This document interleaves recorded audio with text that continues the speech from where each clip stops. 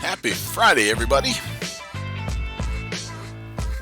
It is Bonus Stream Friday, and I am excited because I get to do a Friday Night Ops. I haven't done one of those in a while, so I am looking forward to that.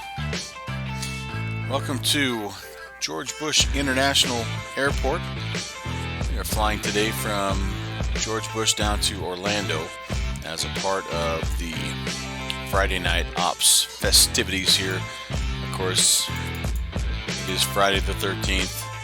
There's the whole Fly If You Dare theme that's currently going on.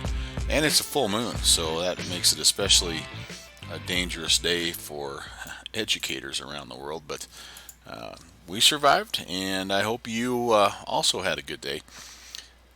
We're in the 737-200. I'm hearing that there's a 787 behind me and to the right. Yep, cool, man. Is there? Yes, there is. Titan Grub, if that's what you're asking. I see you, if that's you. If not, whoever that 787 is, I do. Let me see. I do see them. Yep. United 787 over there. Cool. Don't know how many guys right now. There's only about 13 departures from George Bush right now. But, all right, man. Oh, man, you're heading across the pond. Awesome, dude. Gatwick. Gatwick is a fun airport. I do have that scenery. Flown over there many times. And downwind sim. I am back. Didn't think I would be tonight, but it kind of worked out. So I'm like, what the heck? Let's do it. Let's have some fun. Speaking of having fun, let me show you what is on the docket for this evening. Again, it's a trip from Houston International. Sorry, did I say George Bush? Yeah, I think it is George Bush, right? Al South checking in. Hello, Al South. How are you, man? I'm heading your way, by the way. We're going to go from Houston here. IAH. I thought that was George Bush. Maybe it's both. Tracking west. Holy cow, is it Friday? Tracking east.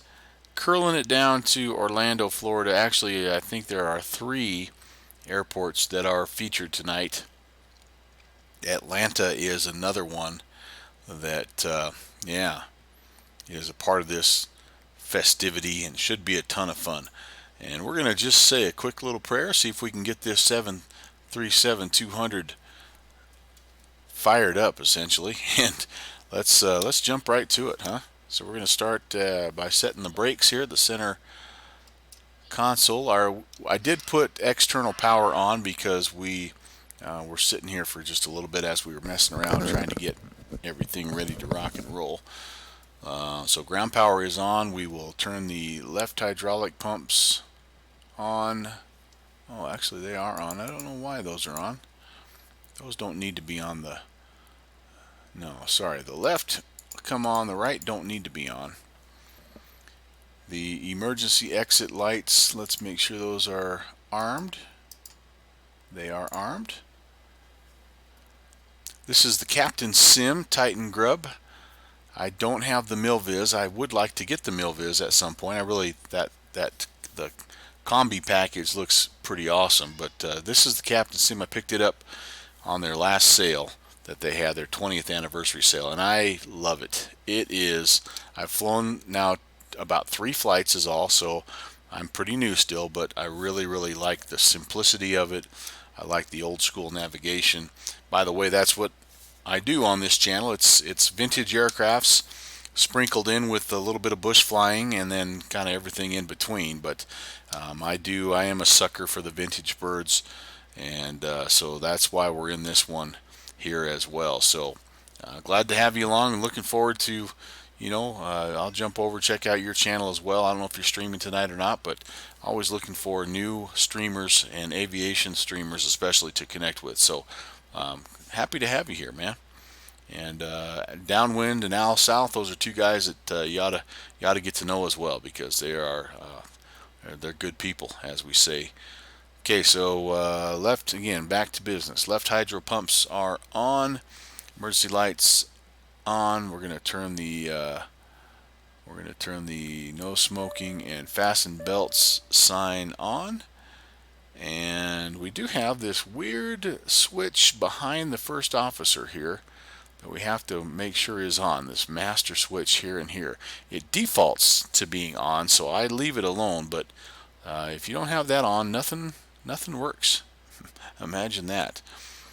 All right, we do need to check in with Tower. It looks like is our lowest point of contact right now, because we have filed a Slant Whiskey flight plan, and it's a little different from what they recommend. So we want to make sure that we get clearance. What kind of poster is that in the hallway? What Houston Tower, 613, are you talking about here? Are you talking about?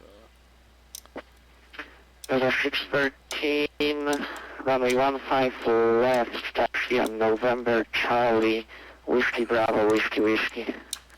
Poster in the hallway.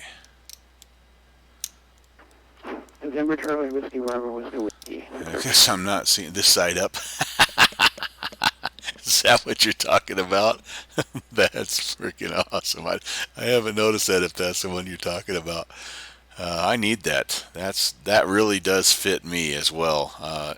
If you go back and watch any of my streams, you'll notice I have a tendency to sometimes not always keep the blue side up.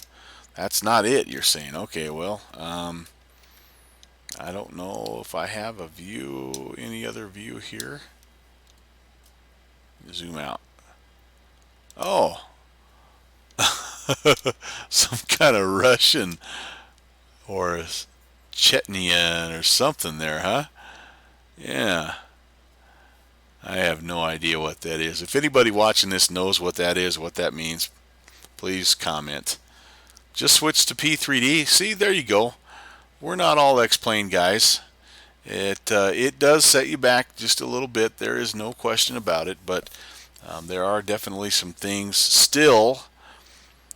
Downwind Sim will not agree with me totally, neither will Al South, but there are still some things that P3 does that X-Plane does not do, and so it is a very it's money well spent, my man, and but I feel your pain as far as the dollar expenditure. All right, enough talking. Let me check in with Tower here, and let's see if I can get my clearance. I better make sure. And Houston Tower, United 1707, we have information. Foxtrot looking to pick up our IFR clearance down to Orlando. Might be George Bush Tower. I don't. United 1707, Houston Tower, good evening. Make sure your flight plan is correct. The flight route, the flight out of Houston, the flight out of Denver. Yeah, I'm not sure what happened there. Let me refile that and see if this looks any better for you. Yeah, sure enough. Right, thank you. I have everything else entered correctly. Let me show you what I'm talking about here. All this stuff looks good, but this, I just had to change this over. It was actually showing an old flight plan, and I know for a fact I updated that, but anyway, now it's in there. Okay, we've resubmitted that, and 1707 will be standing by.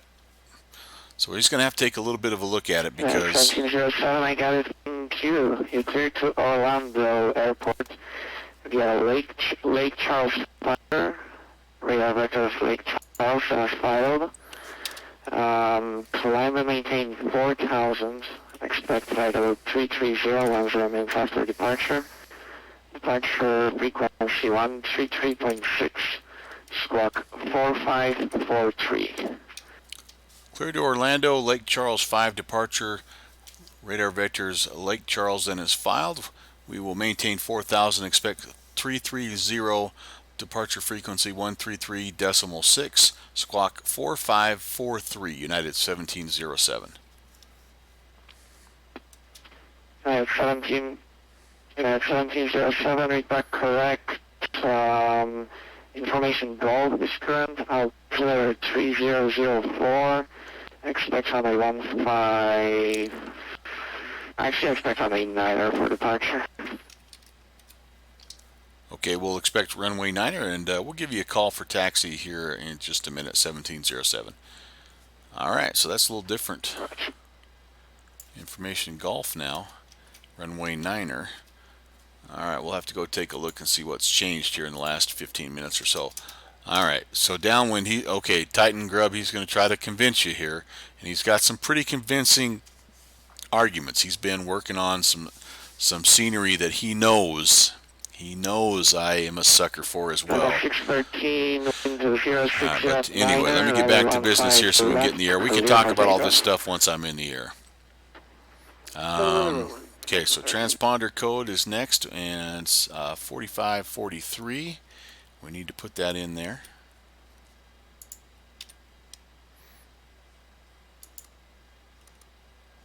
$45.43. Houston Tower, good evening. 98 with Golf looking to pick up IFR clearance over to Orlando, please. I think we're on standby. Hard to tell. Off. American Test 1098, standby. It's a little Houston tiny. Tower, I don't know if you can see that or not. There's a little tiny dot right there that tells you what you're on. But it also tells you over here somewhere. Standby, yeah, it gives you what you're on there, so you can double check on the vertical speed indicator. That's kind of nice. All right. Takes me a while to get this plane started, by the way, just so that you guys are aware. But I did find out something kind of cool. I found out two things about this plane that are kind of cool. One I feel a little bit foolish about because I was pumped up to tell you about how I was crazy ready for this, figure out the CEVA in this. Well, it doesn't have one. That's so what you can do is you can get some EPR settings based on your temperature data in your things of that nature. So we're going to set the outside air temp right now is 21 degrees Celsius. 21, enter. Okay, we're going to go to the, let's see, 613 departure. next. So that means my EPR here on takeoff is 213. So I'm going to set that right now. Takeoff. I'm just doing this in my notes over here. 213. Then I'm going to go to the next page, and I'm going to put in, let's see, I'm not going to put in a reduced just yet. I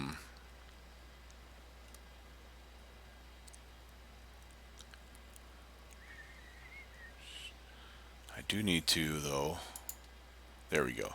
I'm going to, my distance today, it is a distance of 779 nautical miles. So let's select, my flight level. American 1098 heavy clear to Orlando, Granby for departure, light Lake transition that is filed. 330. Maintain 4,000. Departure frequency 133.6. Squawk 45. Distance is 780. 4577. Alright, American 1098 Heavy is cleared out part to Orlando via the Gumby. Time is going to be 3:04. Aesthetics that maintain 4,000. Departure frequency 133.6. Squawk 4577. Well, this is not working like it did last night. 1098 Heavy, read back correct. Information Golf is up Expect runway 15 left for departure. Advise ready to taxi. We'll expect runway 15 left for departure. We'll call you for taxi, and we do have information Dolphin 1098. Flight level. And tower will be Oh, there we go. Sorry about that. Flight level 330. I think I was trying to put the flight level in the wrong spot. And that's important because, again, we get a little bit of welcome to climb and taxi to the cruise. November. Alright. My load. Again, the outside air temperature. Oh, I missed a funny there. Outside air temp 21 degrees Celsius. And it puts in that automatic for me. The elevation here at George Bush is 96 feet.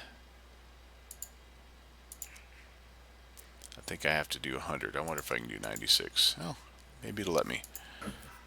And I'm not going to put in the RSV. My zero, oh geez, enter. Zero fuel weight according to Sim Brief is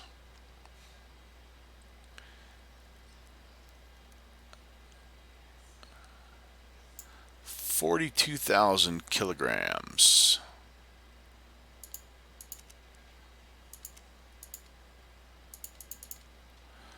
Alright, so that's all in there. And let's see if there's anything else I need to enter here. No, that looks okay. That was messing me up there a little bit. Distance, nautical miles. I wonder if I can put that in. Let me see if I can put that in here. Clear. Again, we're looking at, it's just about 780 nautical miles. Alright, 800. Enter. Really wants me to go flight level 370, but that's not where we're heading. Alright, my ref. So I'm looking at a flaps 30 ref speed of 109, which I think feels way too low, honestly. And then let's see, what are my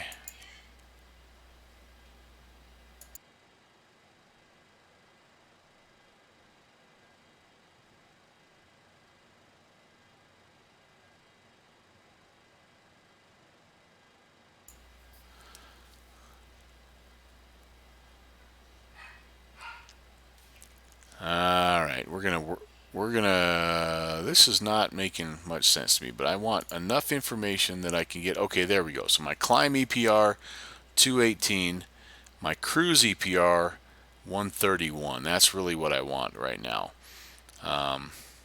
Okay, we'll save that for later. Sorry, that took a little longer than it should have. I was distracted.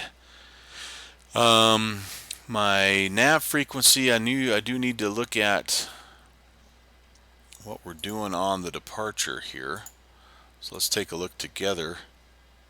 And we are going Lake Charles, right? Lake Charles 5, Lake Charles 6, what is it? Lake Charles 5. So let's go find that departure and let's have a look here at what we are doing. So we're taking off on runway 9er, which is one of these here.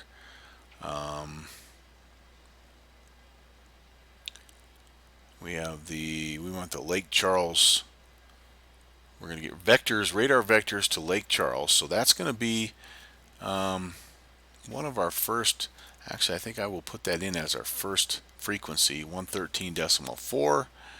We have a flight restriction right now of 4,000. And then from there, we'll head out to Fighting Tiger, LSU, for all of you football fans. All right, 13.4, let's put that in there. And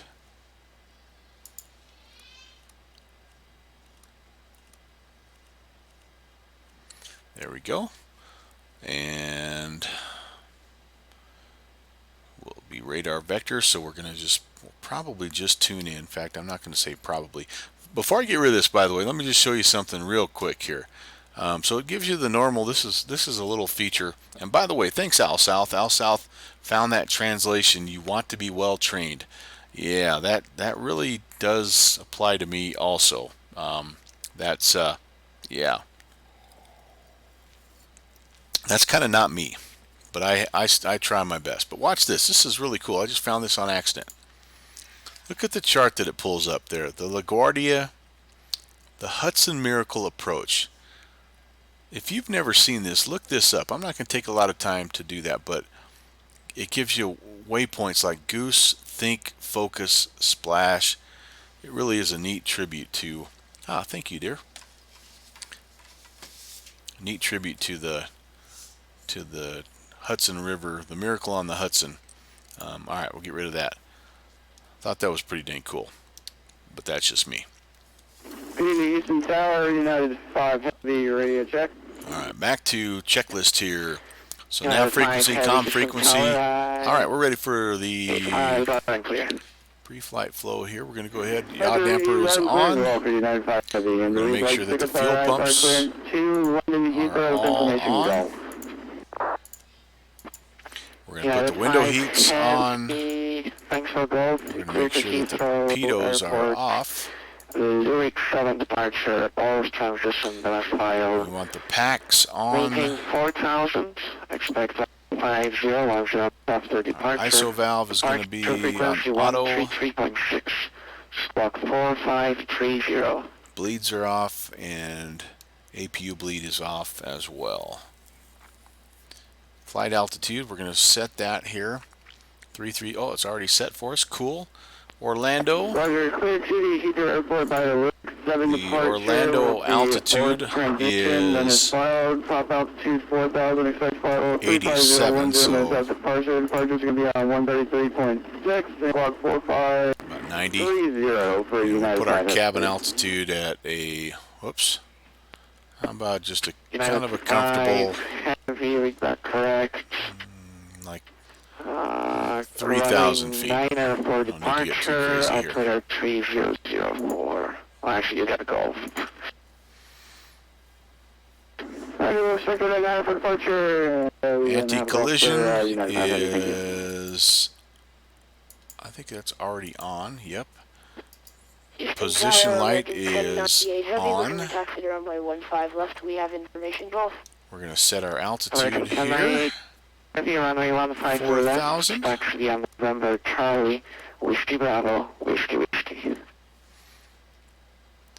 Runway 15 left, And yeah, November Whiskey Bravo, Whiskey Whiskey for American. our heading, we're going to put that at 090. We're going to wait for our vectors to head to Lake Charles, and we'll probably just tune that in directly. Hey, Downwind, thanks for saying hey. She brought me down some fine cuisine here, as we call it around here, Gwendolyn's. Wendy's chicken nuggets. Good stuff. I'll try not to be munching on those until we get up to cruise. Where are we at? Heading altimeter. I do need to set the altimeter. I'm going to go get, yeah, they are good. Yummy. It's now information Golf, like he said. It is a little bit of a different 3004. And spin that in there. Okay. Doors are closed, jetways removed, actually never connected them. It's time to fire this puppy up here. So pretty similar startup procedure actually to the PMDG. Get the APU going, kind of take a peek here, wait for the power to come up, the RPMs for the APU.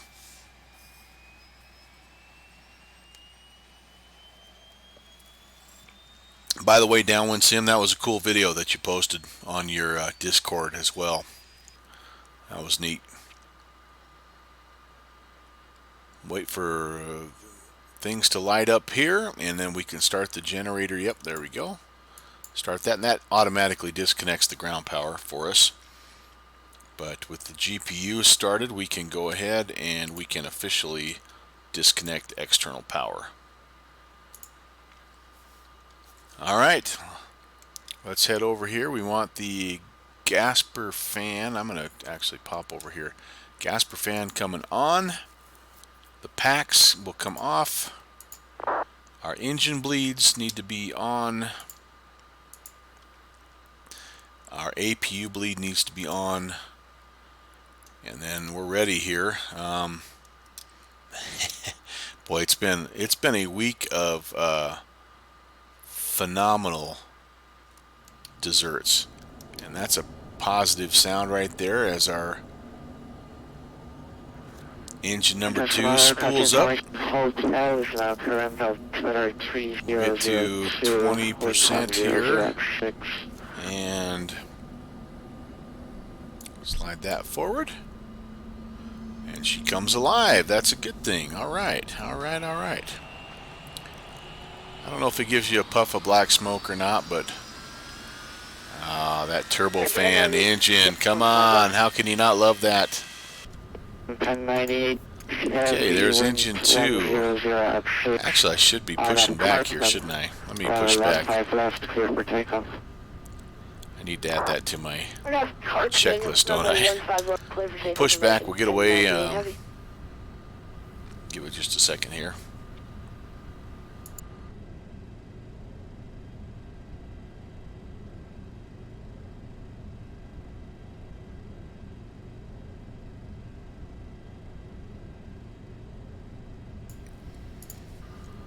Not sure how far back I want to get. I don't want to run into our 757 buddy over there on the right, so hopefully we'll get somewhat clear of things. We're kind of in like a little bit of a horseshoe here, so we're going to need a little bit of room to turn around. Alright, we can go ahead in the meantime. Let's get number 1 turning. Yeah, we might be about as far out as we need to be here, I guess. Houston Tower, Unit 49, ILS 8 right. There's 20%. Unit 489, Houston Tower, wind 1006, runway 8 right, clear land. Runway 8 right, clear to land, Unit 49. American 1098, heavy contact departure, yeah. Departure, good day, American 1098 Heavy. Okay, that's looking pretty good, guys. I think we've successfully started our engines. I have a bunch of... Why do I have a bunch of these master lights on? I don't have autopilot on. I don't have any of that stuff on here. Okay, let's head upstairs. Do I need some pitot heats? No, I don't, but what I also need to do here is I need to turn my APU off. I don't need that anymore. Now that the engine's going. And alright, anti-ice, all that stuff. Nothing needed just yet. But I will put the pitos on. We kind of have that, well, we have that on all the time. Packs can come on. Isolation valve. This is where it's a little bit different. APU bleed will come off. Yep, and I turn the APU off, and then I'm going to turn these to ignition for that auto start, and we'll turn the right hydro pumps on, and I think we're fully configured here for taxi. We will, before we go, we will check really quickly. I don't have an internal gauge to check my flight control, so we will cheat ever so slightly. But I definitely want to make sure those are working.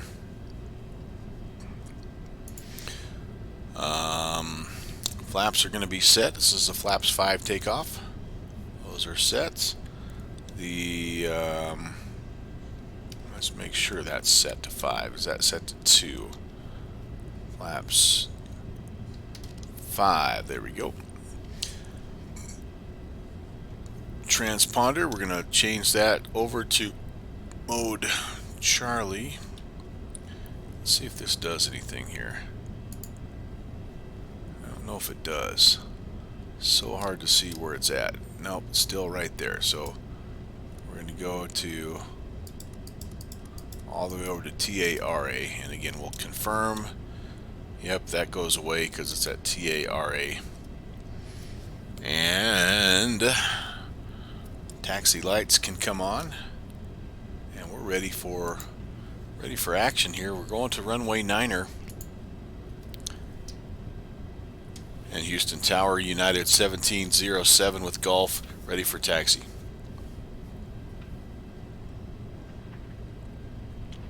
United 1707, hotel is current. Runway 9er, taxi via Sierra Charlie.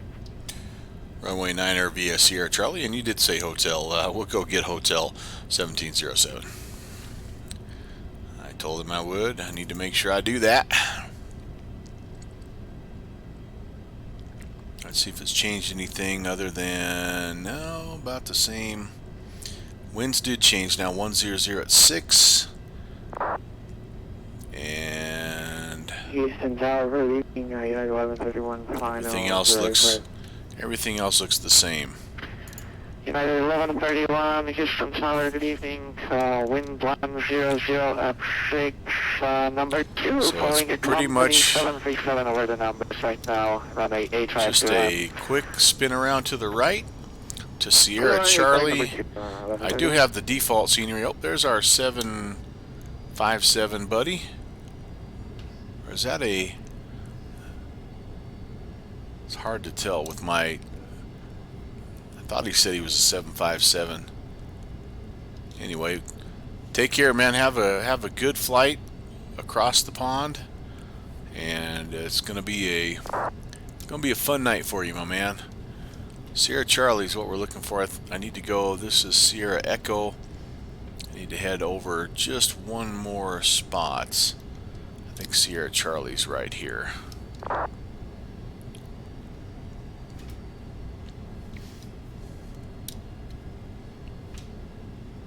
Yep, Sierra Charlie. Might be hard to see there, but fortunately my downwind sim, Nebraska, my downwind sim, where did Nebraska come from? Binoculars came in handy. The altimeter changed to 3002. Thank you, Titan. I did not notice that. We'll get that set when we get up here to runway 9er.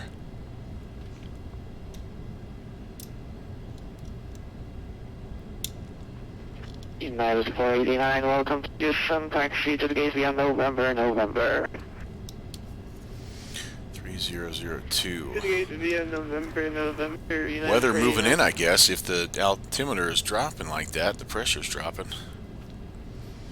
Alright, let's just check and make sure. By the way, I made this checklist up completely myself based on the PMDG, and so yeah, there's a few things that are out of order, I'm sure, but it gets it done. It gets us in the air, gets us flying.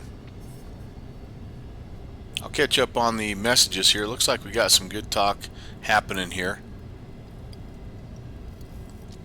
I'm seeing that Al South has bought himself some storage, which is a big issue for me in making the move to X-Plane, as I'm pretty well maxed out right now, and I'm looking for good options there. Alright, here comes runway 9er. We'll stop and do a few last minute things here and be ready to go. Taxi light will come off, takeoff lights on.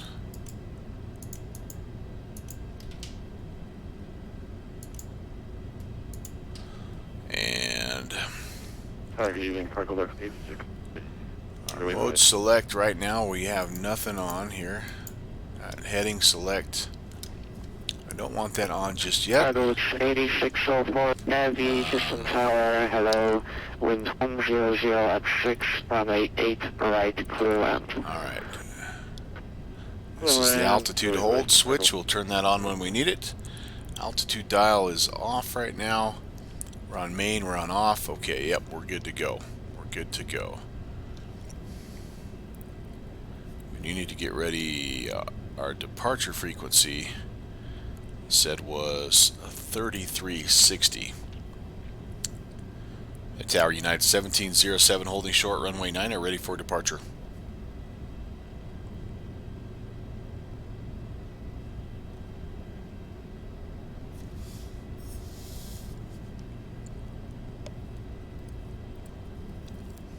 United 1707, wind 100 at 6, flight runway heading, runway 9 are clear for takeoff. Fly runway heading, runway 9 are clear for takeoff, United 1707. Alright, that's what I have set is 090, so let's do this. Oh man, I'm glad it's Friday. Thank you, Lord. What a week. Holy cow. I did not check. Final, I hope, is clear. He cleared us, so get it spun around and lined up.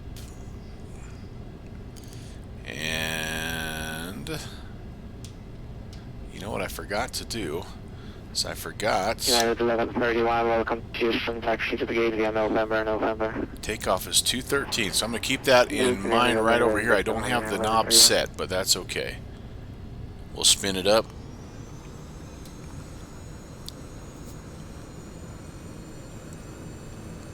When we see 213, we know our power's set. If I go past that, it's going to give me a nice annoying horn, so it does kind of keep you in check a little bit here.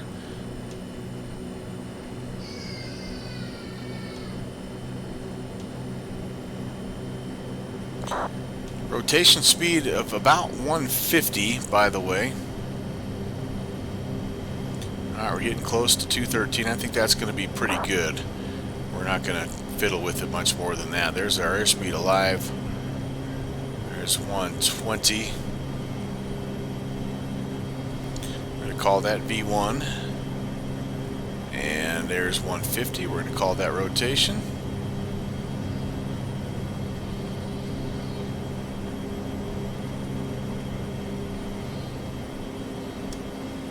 Ooh, we about ran out of runway there, guys. Positive rate, the gear will come up.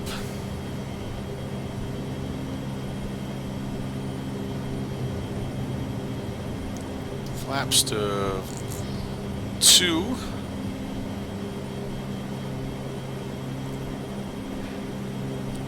Picking up some good airspeed now. United 1707, contact departure, good night. 3360, United 1707, good night. Let me get my power set first here because I'm already past 250 and I don't want that.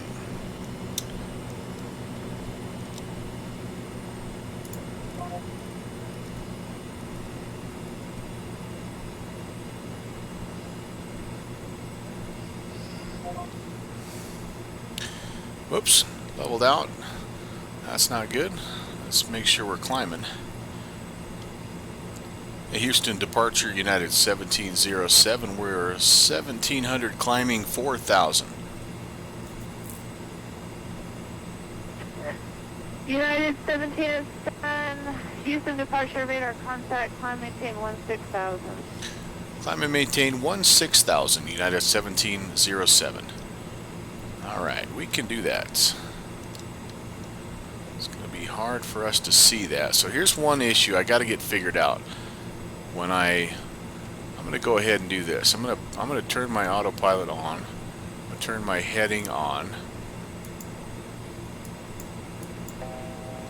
And I'm going to keep the climb rate about right there. We're just under 250, so that's good. Now I'm going to go down and I'm going to look at I was cleared to 16,000. So it's hard for me. I need to figure out a different camera view where I can get down to this, because this is a hard gauge for me to see all the way back from here. But alright, so my climb out speed, again, we can do this. The climb speed 218, so we're right now at 140, so we can increase our power, and to stay under 250 knots means we need to go ahead and pull back and climb out a little steeper. So it's like a little bit of a dancing, a little bit of a dance here between thrust and climb rate to keep our airspeed under control. There is no auto throttle in this plane, so you make these fine-tuning adjustments. So we're still only at 180. By the way, that's max EPR. We don't have to be at 218, so I think I'm going to get it up to about 200. Kind of see where we're at. I mean, we're climbing out at 2,000. United 1707, fly heading 080, unable to see direct entry.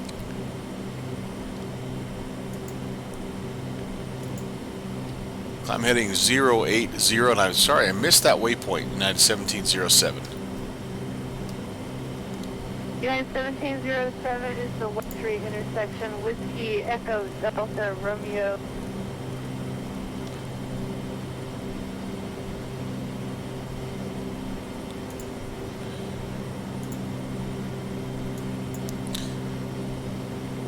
Alright, I know I have it on my flight plan. Let me get turned here and I'll take a look and I'll check back here. 1707. Maybe 1707, it was a 080 heading, click your turning rate. Oh gosh.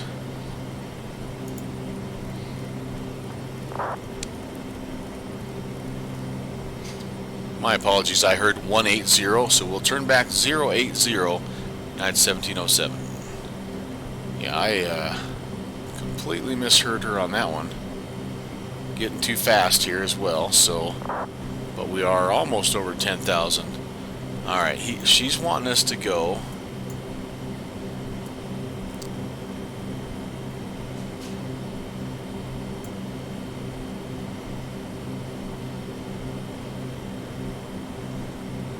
I have no idea where she's wanting us to go.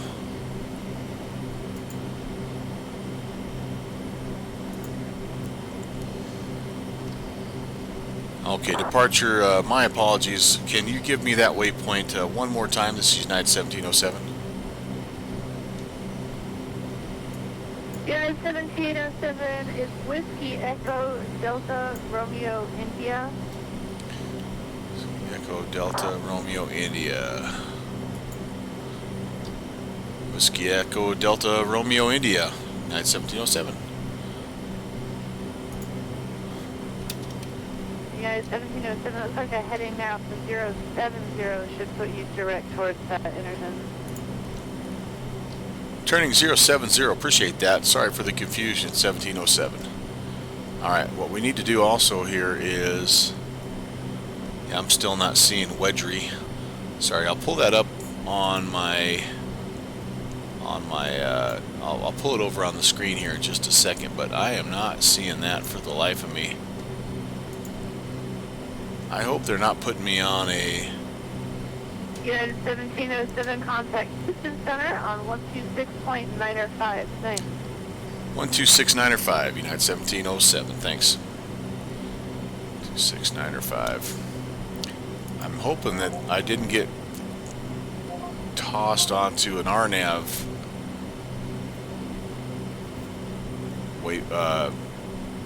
departure. I don't think so. 26905. Alright, there we go. Sir, the charts, verify the chart. Subject to correct approach 20 seconds under the runway.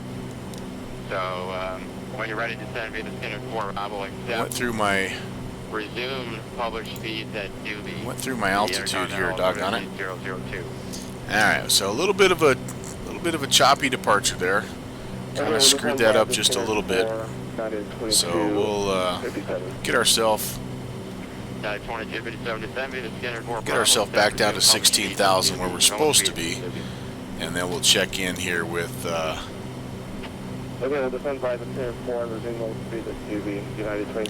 check in with center. We'll try to get ourselves heading in the right direction. I thought we were supposed to get radar vectors direct Lake Charles, but this is apparently on the way, and I'm still trying to find it. Alright, there's 16,000. So Wedgery. I'm for the life of me not seeing that at all. So, oh boy, we are over speeding in a big way. Lot to manage in this plane. Downwind sim, Al South, I could use you in the right hand seat here, guys. Pull that power back just a little bit. We're not too fast here, 355. Pull that back slightly. Hey, Houston Center, United 1707, level at 160.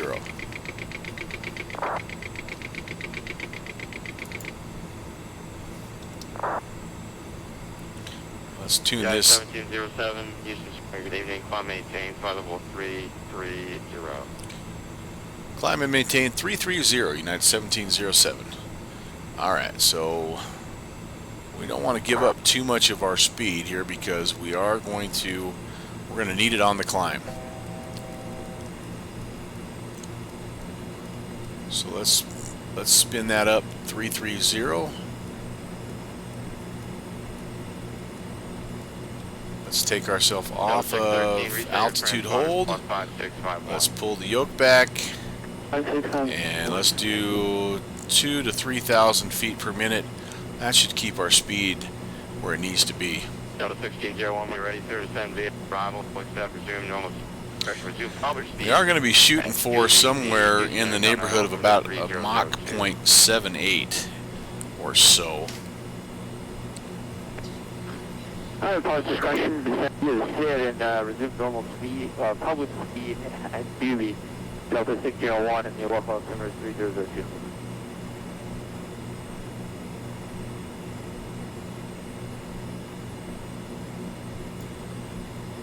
Al South is typing things now in Russian for me. That's aircraft, Houston Center, we'll be right back. Alright, so anyway, let's, if I'm spinning the course here, course knob to see, yeah, we're not far from a intercept course for Lake Charles, but I don't know where that, I have no idea still to this minute where that intersection was that they were trying to send me to. Maybe this one, but that's Beaumont's. I typed it out just because I didn't know if I was hearing it right. Wedgery, Whiskey Echo Delta Romeo India. And I'm not seeing that anywhere, guys. Wedgery, Clawson, Hudsey, Gumby. No idea. We do want to be here at some point in time, so hopefully we'll get our vectors direct. That's Lake Charles that we're trying to go to. 60 miles away. Alright, so let me hey, Live Fly Guy. Thanks for the host, man. I think you are one of my very first ever official hosts. Thank you, sir. I appreciate that. Let me see if I can catch up on the chat here, because I think there was something about Al South getting ready to buy me an external hard drive or something so I could make that switch over to X-Plane, which I appreciate in advance, Al South. 8 terabyte, yeah, external. Is that alright? Downwind saying recommend internal if you can. Better performance. But the portability is nice with the external. I guess it does boil down to kind of the your wallet, essentially. I need that myself because I am just about at the max of my air quotes new machine that I'm in right now, which is a much better machine than I had before, but still is not near beefy enough in terms of memory or graphics card or processor, I don't think, to run what X-Plane needs. And Titan Grub, TGIF to you too, my man.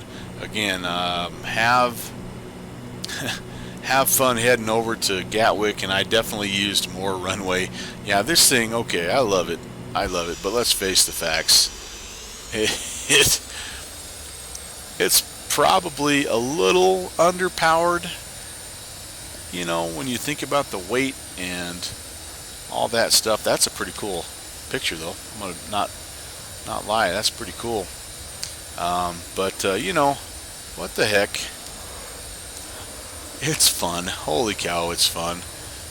How about that vintage livery? That's pretty sweet. Downwind sim busting on my center line. Yeah, you know, come on, man, you know me. I didn't cartwheel it, so that's a win. Captain Aviation, hello, sir. Good to see you. Thanks for stopping by. Speedbird times 20. Smash that follow. Yeah, thanks, guys. I appreciate it. If you like vintage aircraft with the occasional bush flying mixed in with maybe a little bit of some other stuff in between, you're at the right spot. I think it's been called the flight sim version of if you don't take your ADHD medication, because I get awfully bored doing the same thing all the time. So yes, and we do take ice cream orders, by the way.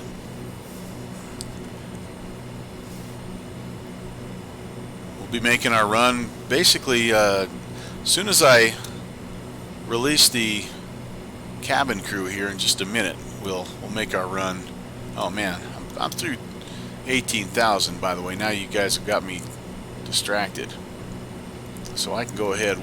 Our stewardesses will be on their way here soon with your ice cream order. Alright, those can go off. By the way, we're well past 10,000, so I'm glad I left the landing lights on just to be extra sure. So these retracts are a little tricky because you have to left click them to put them in the initial position and then right click them to extend the outboard. But how was the departure out? Actually, it was good. Been very smooth so far. The weather, though, is changing kind of rapidly.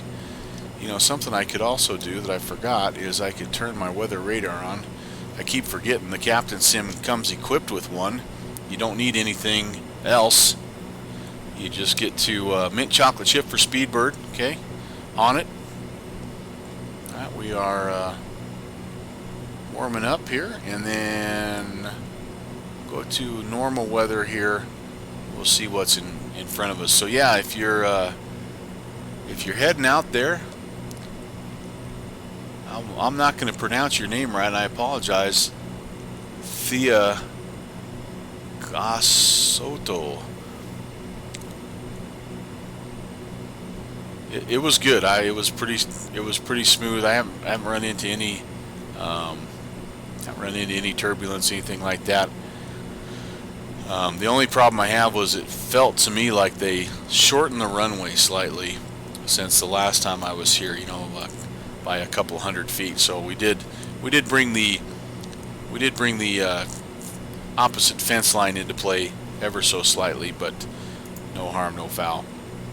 All right, through 2620, and again, we could go up. Our max our climb EPR is 218, and we're only at 190.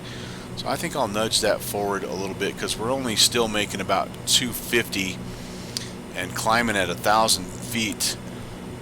Yeah, you know, down when they do construction all the time at these bigger airports, and I'm sure that was just not in the NOTAMs because I never.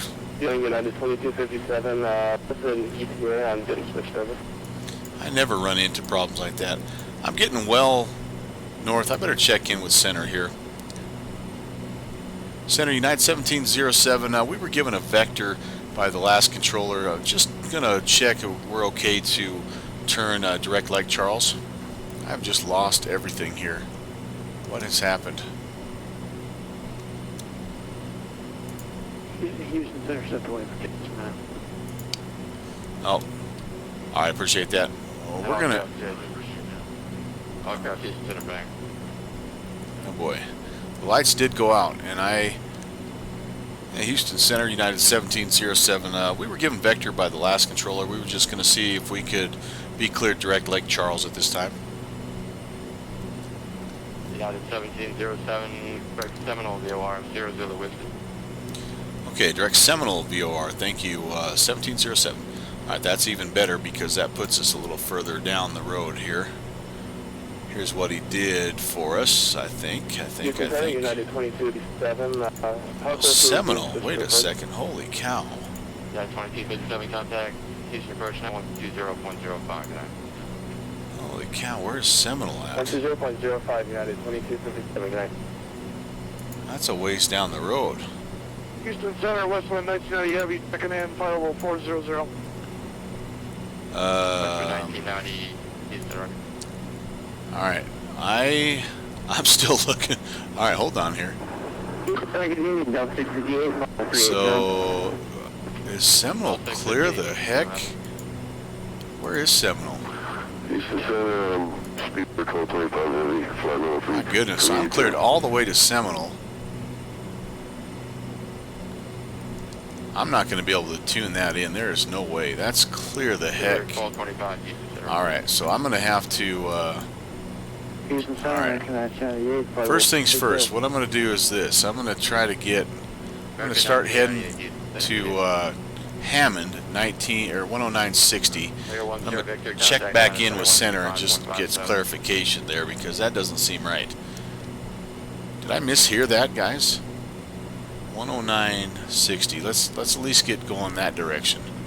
Air Jet 4210 Victor, contact Atlanta Center 125157. Way up. That's too far away even. 2557, Vector Solomon. Boy.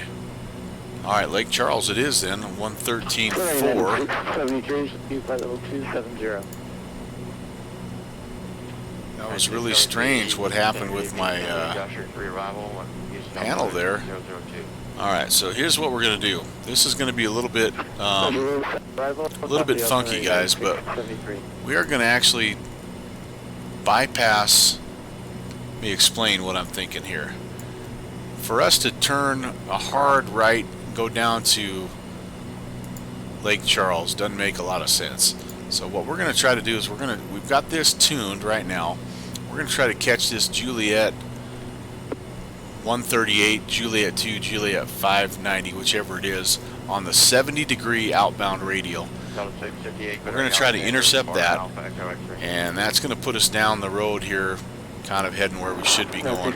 So we've got it spun in here, I think pretty close to 70. Nope, right there is 70. So we're on an intercept heading right now, and we're going to watch this. We're watching our speed, nudging up our power just a little bit here. I'm falling behind on chat messages. I apologize for that. Houston Center, Westland 1990 Heavy, I'd like to step out of the cockpit for about 5 minutes. I don't know what happened with the lights here downwind. What I did was just turned everything on down here. I've got a shortcut key to, that's basically what happened, and I just turned that back on. So that was a little bit of a glitch. I've never seen that before. Alright, so we're just about 11 miles basically from Lake Charles, and that's probably not going to get a whole lot less, but hopefully we'll catch this outbound. In fact, yeah, now we are actually outbound. Get lined up on that, and that'll at least get us to Lake Charles. But I'm going to check in here with center and just get some clarification as far as where we were cleared direct to. And Houston Center, United 1707. United 1707. Yes, sir. I just want to confirm. I thought I heard that you said we were cleared direct Seminole VOR. United 1707, affirmative, direct to Sierra. Correction, that's direct to Seminole, yeah, Sierra Zulu Whiskey. Okay, that's going to be just a bit out of our range. We're slant whiskey equipment, and I'm not sure that we're going to be able to. We're unable, I think, to go direct Seminole at this time. Sergeant. Helpful if I would have looked it up for doing that. United 1707, you're correct. Flighting 090 for now. And I'll have a new revert here momentarily. Okay, much appreciated, 1707.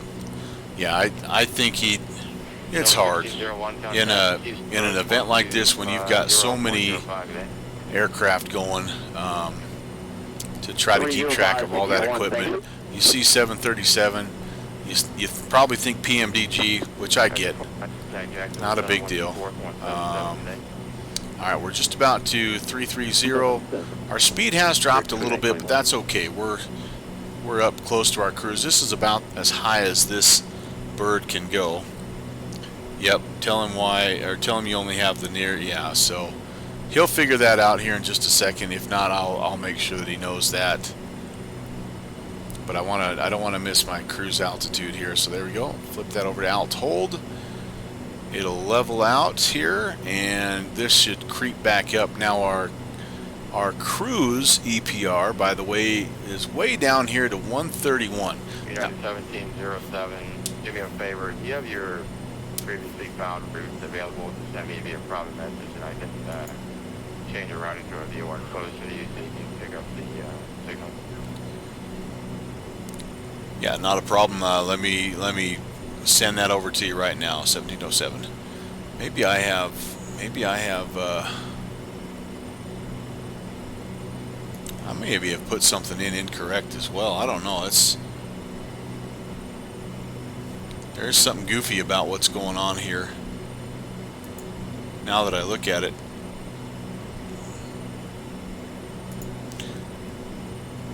All right, he is. Make sure I send it to the right guy. 2695.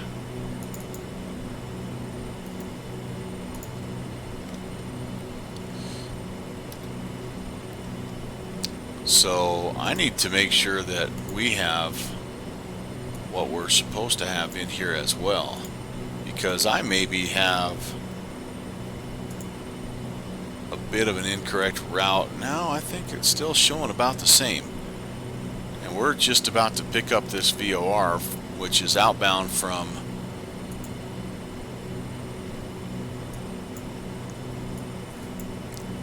so we're just about to Lake Charles. No, that's LSU, sorry. Lake Charles. Oh, that's the issue here, is this looks very different from what. Alright, so I should be. Yeah, 1707, correct is Semi VOR. Sierra, Juliet, India, rescue route unchanged. After Sierra to Mike Alpha India, then Seminole VOR as well. Okay, direct semis VOR, and then the rest of the route unchanged for United 1707. Thank you. Alright, so semis is right there. Okay, so we can do that. We can do that. We just need to figure out where we're at right now. We are just past Lake Charles. We actually just picked up this radial, so we could tune in Fighting Tiger at 1650 and kind of get going in that direction, because again, I don't think we can probably quite get semis. Let's see if we're picking up. Houston Center, West 199, you have We're not even picking up that guy right there. So, all right, well. Delta Dumper request, go ahead. 658. It's just a matter of routing, and I So think we back might to have Lake found the Charles. arrival. Should we be expecting Back to to Lake get Charles. centered, 13. after Alexander? 40, and that's kind of frustrating, because I'm wondering if maybe that VOR is not active. Alexander Skinner 4, appreciate it, Delta 658. Alright. We obviously didn't quite 1098 have turn soon enough, but here's what we're going to do in the meantime. 10 and 12 minutes. So we went past Lake Charles. We actually were going to pick this guy up right here, and we actually ended up down a little bit below it. So we're down here somewhere. So we're going to get back up. We're going to head to Tiger, and then from Tiger, we're going to hopefully be able to pick up Semi. Now, Semi's 115.30. We're going to put that into our, just in case, Sometimes 1760. I got to change arrival to Intercontinental Landing East. sometimes we have VORs that are not active. So let's see, that's not picking up just yet. So that's okay. We're not we're too far away still. Alright, this is making me work and do some math here, guys. That's not good. That's not good. Okay, in the meantime, I don't know why that didn't pick that up for me on the... We'll put that in. So we had, this is a 96 nautical mile leg, just so we kind of have an idea of where we're at. We are currently 45 miles out, so we're about halfway out. Whew. Alright, our speed is getting way too high. 73 contact. Approach now 120.05. Again, we could be down there around the 131 range. What I was about to say about that before I got my rerouting is I think that I don't have my proper payload entered into this, because that should be a little bit higher, I think. We're going to pull this down ever so slightly, but instead of using 131 as our indicator, we're going to try to get ourselves down to about 0.78 or so. It tells us here that we should be cruising at Mach 0.55, which is about 260. So, you know, we might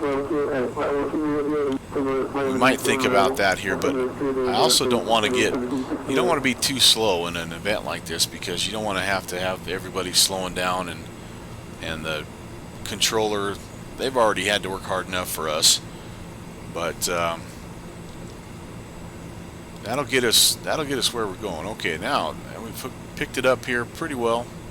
Maybe overflew it again. Our passengers are wondering what's going on. Where's the ice cream? Why are we S-turning? What's happening? Speedbird had to head out. Okay, take it easy, man. Thanks for checking in. I appreciate that. Taiga Soto, I think maybe is. I apologize if I'm getting your name wrong. That's a tricky one. Whoever's still here, guys, appreciate it. Much appreciated.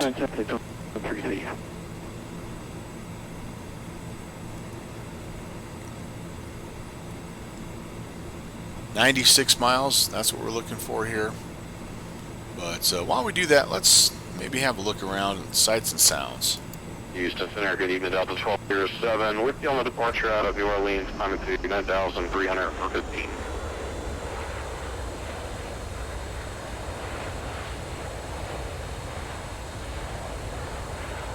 Delta 1207, Houston Center, good evening. Clear Greenville, VOR, climb maintain. Flight level 310. Hey, direct the Greenville VOR and up to level 310, Delta 1207.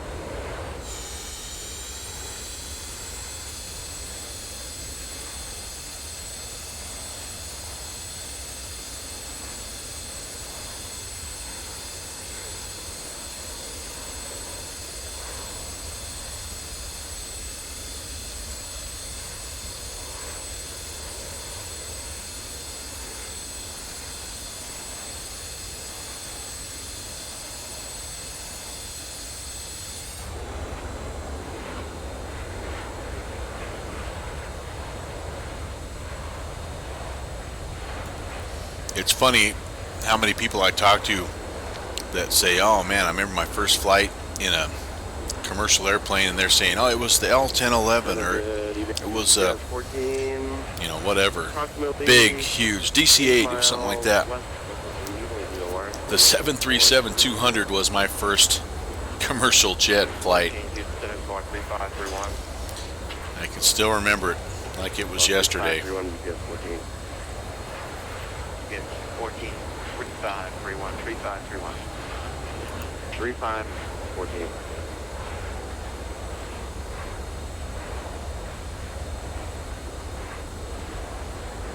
Against 14, radar contact, west or red pin, signal at 430.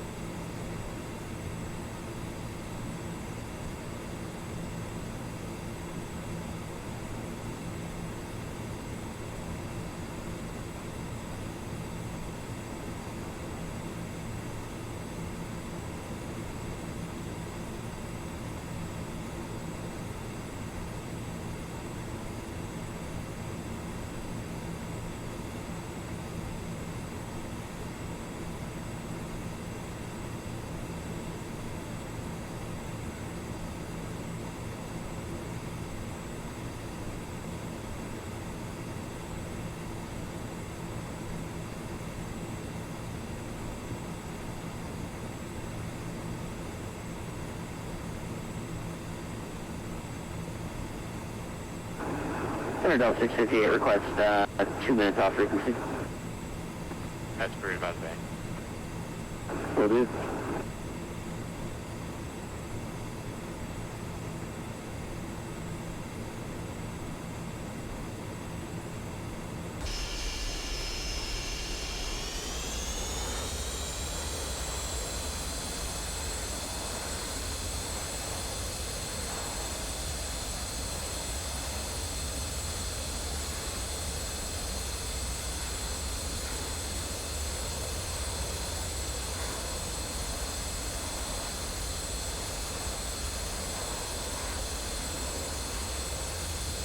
Houston Center, American 1098, have you back with you? American 1098 rudder. Delta 1207, climb anything, flight level 350. Oh, 350, Delta 1207.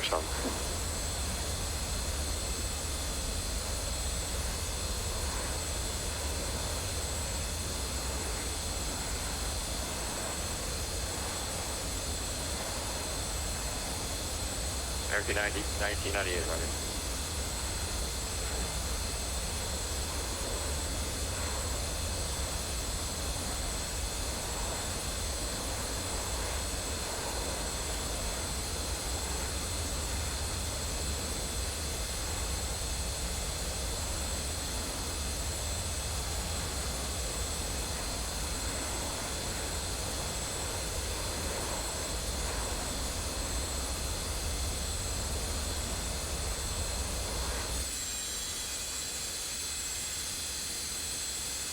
Houston Center, Super United Class, Flight 1290 for United 1768. Affirmative, cross barbecue at flight level 290, then the daily round. Roger.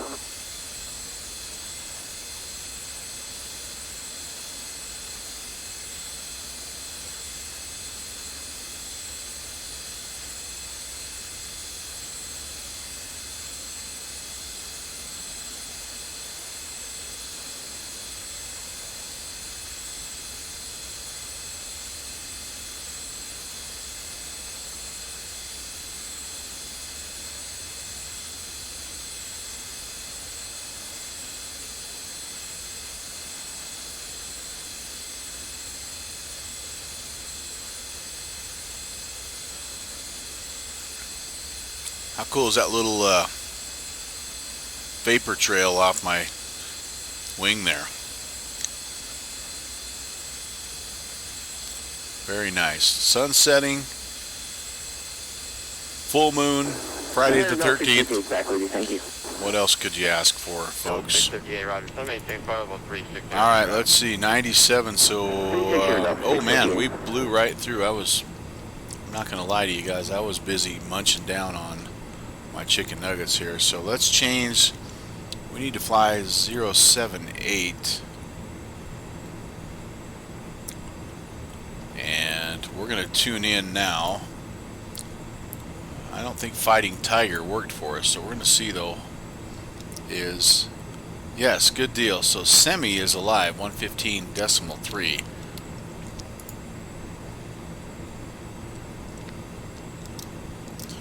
So we actually, I think, are going to be able to finally fly using VOR mode here, which will be kind of nice. 147 miles, and then we're on track here, which is also a good thing. So things are starting to come together, Pepper. Westman 1990 cleared direct to First commercial flight for me again, 737-200. Not as glamorous as the L1011 TriStar. Not as glamorous as the DC-8.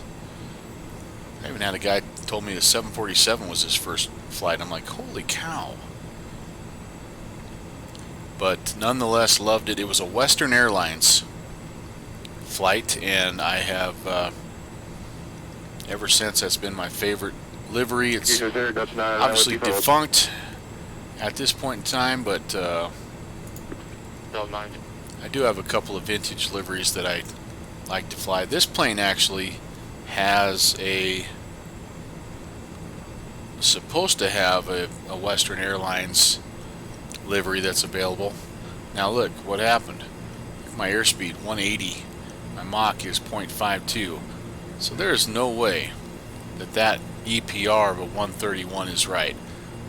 I'm going to need to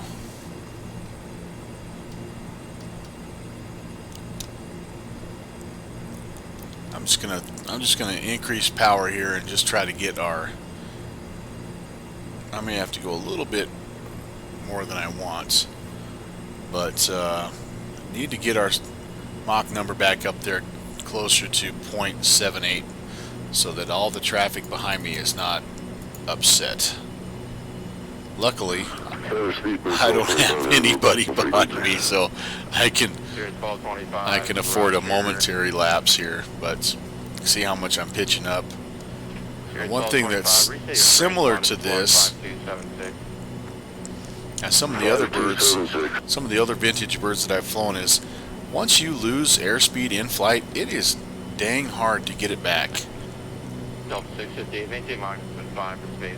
I may have to actually trim down and give up a little altitude here.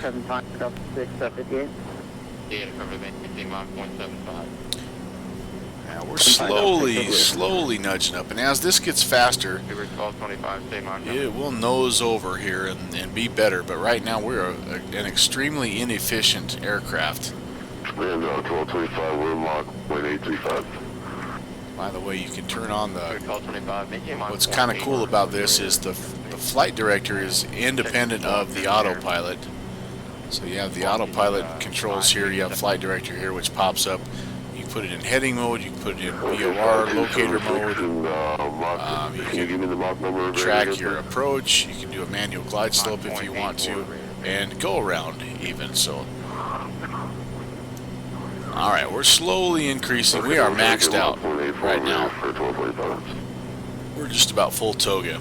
We got to pay attention here because I want to make sure. Yeah, we're still doing okay as far as we're not redlining it or anything, but our RPM is up there quite a ways. We won't leave it up there for long, but we've got to get this back headed in the right direction.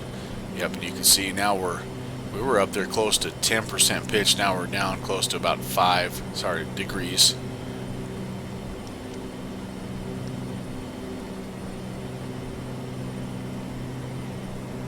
But yeah, airspeed in cruise with these older planes is just really important not to lose, which is exactly what we did by horsing around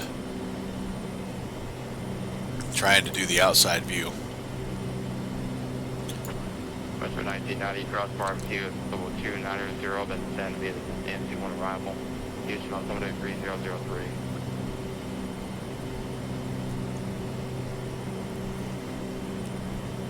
Well, we'll descend to cross barbecue at level 290, and then we'll descend via the nice one arrival. Houston altimeter 3003 for 1990 heavy.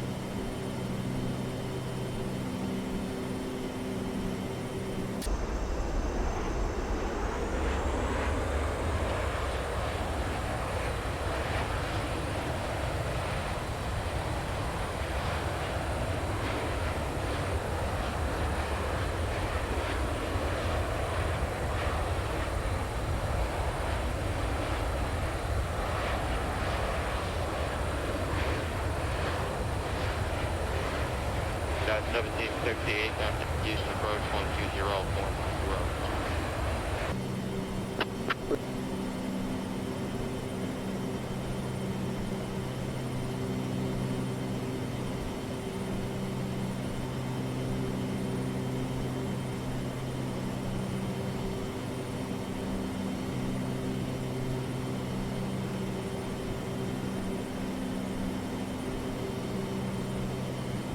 Not sure I have to have all the panel lights on, but we're going to start turning a few things on here. Not sure there's much else I need. Did I ever put the anti-collision position both on? That looks okay.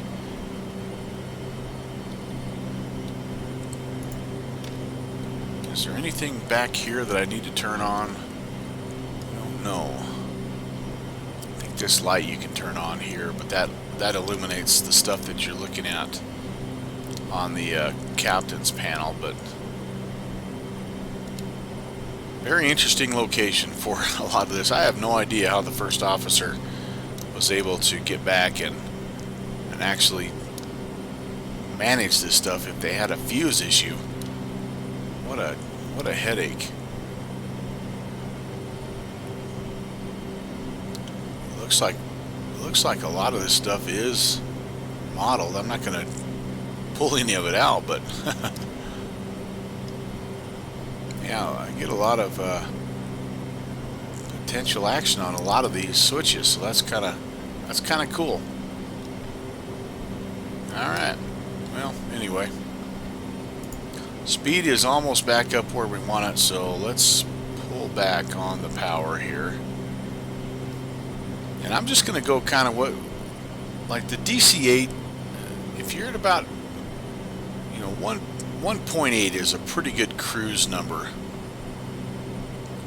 Again, we're just going to try to be at that decimal 7.8-ish range. I think I'm about to go to 0.8 here, which is a little too much. Yep, that's a little too much. So small adjustments. We're just about to pick up the VOR, so let's just see how this is functioning today. Localizer mode. Flip the flight director over there. Looks like we're picking it up. We're still 102 miles away from Semi. ATC Delta 1207. And just out of curiosity, I wonder if Fighting Tigers 16.5, I wonder if that ever did become active, or that's just a Delta 658, still maintaining approximately 300. Oh, it did become active there, so I don't know, maybe I had something tuned in incorrectly. Delta 658, verify, maintaining Mach 75. Hey, so we're Mach 75. Alright, so let's taking a peek ahead. After we get past Semis, we're going to be heading to Crestview, 15.9er, so we'll go ahead and tune that in real quick. Tune that in on nav 2, 15.9er, that way we know kind of when we're ready to switch over nav 1. That's actually tuned in already, so that's pretty cool. And that is on a 081 outbound radial, so we'll spin that around here. I don't know the fastest way to get there, but let me zoom in so I can actually see that. 081, so we'll pretty much stay on kind of our current heading, honestly. Yeah, our current course is 078, so it's not going to be a big adjustment by any means, but that's coming up here in about 90 miles. I'm going to probably have to have a little bit of ice cream myself between now and then because of all you guys talking about the ice cream.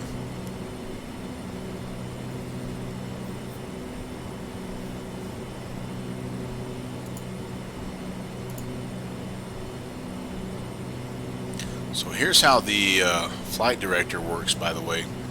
Right now our heading is set to 090, and we're slowly kind of banking to the left to stay on our radial. So our flight director is telling us it's banking our wings to the right where the heading is going, and so if I spin that around, watch what happens to my flight director. So it gets more level and on course with where you're actually going. So that's just kind of interesting, I see, or I think. You know, the technology of this era American 1990, are you back? is just, I think, phenomenal. Yeah, we're back here, man. When you think about the age of the aircraft, American 1990, how many of these systems are really still in use in many regards. That also, I know, from a sim perspective, has drawn a little bit of criticism, and why a lot of simmers don't fly the earlier versions of the 737s because they feel like the cockpit is almost too similar Roger. And, I get that too. I do. You're at the 70, Spirit Wings 362. Average 1225, set of maintain flight level 360. We're number 360 for 1225. All right, so let's just take a look here at what's going on in the event tonight. It's going to be a fun one, and I really like the fact that they actually featured 3 major airports tonight because it keeps you from getting overloaded, as you know can happen. So here we are, United 1707, just north of Nolens. They actually have William P. Hobby and George Bush, but as you can see, only 11 departures, 18 arrivals out of IAH, and 2 and 3 out of Hobby. This is, if I understand correctly though, yeah, one of the, you can see the events down there. It's one of the featured airports. No surprise, Atlanta is busy. 46 departures, 42 arrivals. That's actually, though, a pretty doable number, because a lot of times in an FNO you're going to have well over 100 arrivals and sometimes that many departures as well. So you've got to kind of weigh that a little bit. And then down here where we're heading down to Orlando, yeah, right now not too bad. 27 departures, 32 arrivals, and again a very, I think it makes it like even that much more realistic, because I know some of these airports, especially Atlanta, right? Atlanta's the busiest airport in the world. They have a lot of planes coming in and coming out, but they also have much more air traffic than we can provide sometimes on BATSIM. Now Jacksonville, I will tell you this, Jacksonville's covered, guys. We have 4 different center controllers, 280 heading double. so we're going to be in good shape there. We're just about to that airspace, so we'll probably be picking up, I would guess, yeah, I don't know, northeast? No, it wouldn't be northeast. We'll just have to listen and pay attention. Not my strong suit. Going down to 300 first, 1225 heavy. American 1997 maintain flight level 300. Maintain flight level 300, man. Big old full moon, Friday the 13th. I'll tell you the scariest place to be on Friday the 13th with the full moon, a middle school, which is where I work. But I tell you what, we had a great day. Kids had a great day. Teachers had a great day. We had a few minor things happen, but nothing major. 4160, but that's our 9.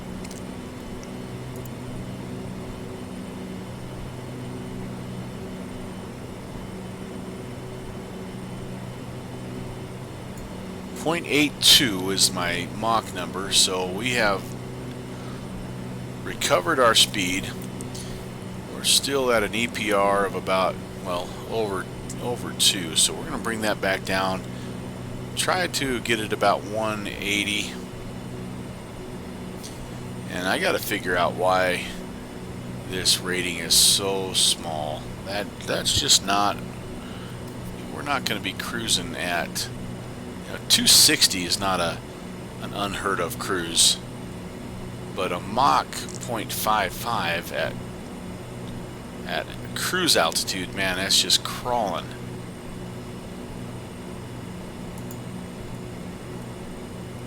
Update our heading. Again, I'm just trying to keep the flight director level. The reason I'm doing that is if we have some sort of failure with the VOR or that part of the autopilot, we can turn that off to manual. We can engage the heading select, and we can still utilize basically all of the autopilot.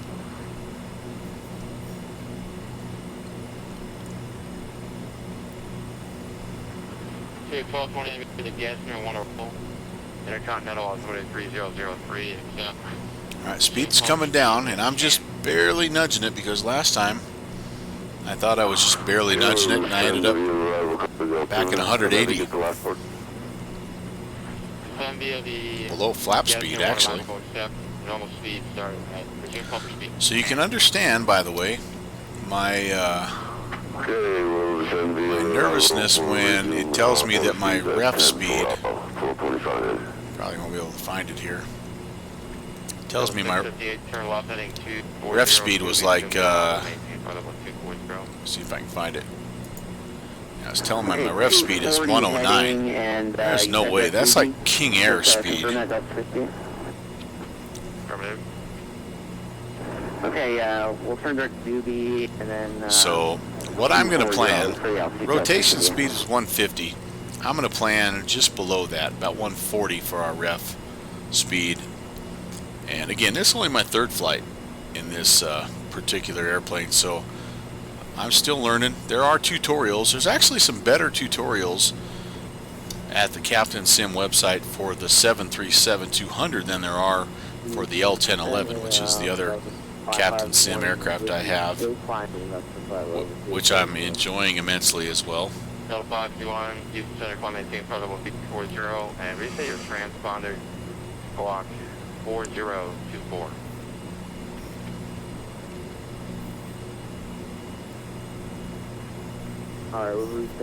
Looking forward to seeing other streams tonight, especially out of Atlanta. I understand that there's a new scenery upgrade for Atlanta. Curious to see what that looks like. I don't have that scenery just yet. It's definitely one I'm interested in, but it's kind of hard to justify. Doobie will send via the arrival. Sometimes when you have, like I have, two Miami sceneries and a Boston and New York scenery, and it's kind of like, yeah, you know, Atlanta's cool and all, but is the payware version that much different and better than the default version that I have? I mean, let's face facts, it's not exactly the most scenic, picturesque airport in the world. Now, it does have a lure to it because it's so busy, and you know, I'm in and out of it a lot myself, but I don't know, I've been weighing it. I don't know, now I got Downwind Sim. He's bullying me, trying to get me to buy X-Plane. I did just about have a little bit of a handoff, I think, for 1707. Houston Center, good evening, Giant 8356, level 360. Giant 8356, Houston Center, roger.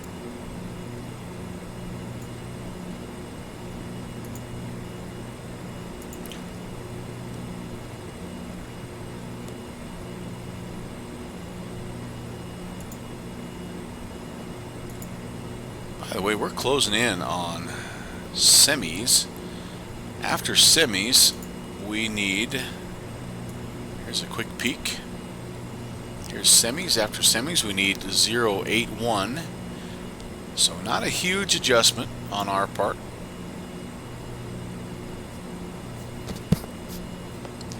Currently, our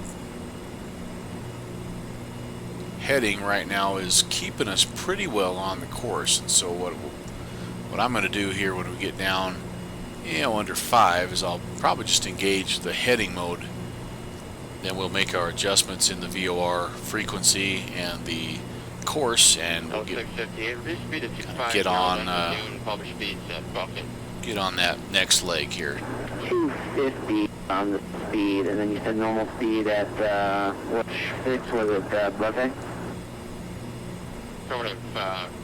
This speed now 250, then resume public speed. Again, all you have to do that, by the way, if you're new to this airplane, right over here is heading select and heading off. And so I'm going to change the autopilot from localizer mode to manual mode, then I'm going to engage heading select. And that's all you have to do. Now we're kind of turning. I'm wondering here, I'm going to go ahead. We're going to change that to manual mode. We're going to put that on heading select. Yep, we just lost the localizer because we're right over the top of it. Did I get that engaged? Yes, I did. Alright, so again, 081 is our new radial. We need to probably just head a slightly right-hand course. That's terrible aviation English there, by the way. And we're heading to Crestview, 115-9er. So let's spin that up here. Yeah, 1707, Charlie, 12 o'clock, 40 miles opposite direction. Now speed above you, Boeing 737. Alright, we're looking for the traffic 1707. Alright, so I have that tuned in. Yeah, 1707, contact Jacksonville Center 14.77. 2477, United 1707. Have a great night. 2477. While I'm doing this, I'm not looking for traffic, so that's not good. But we'll get checked in here, then we'll get on our localizer, and we'll be ready to rock and roll.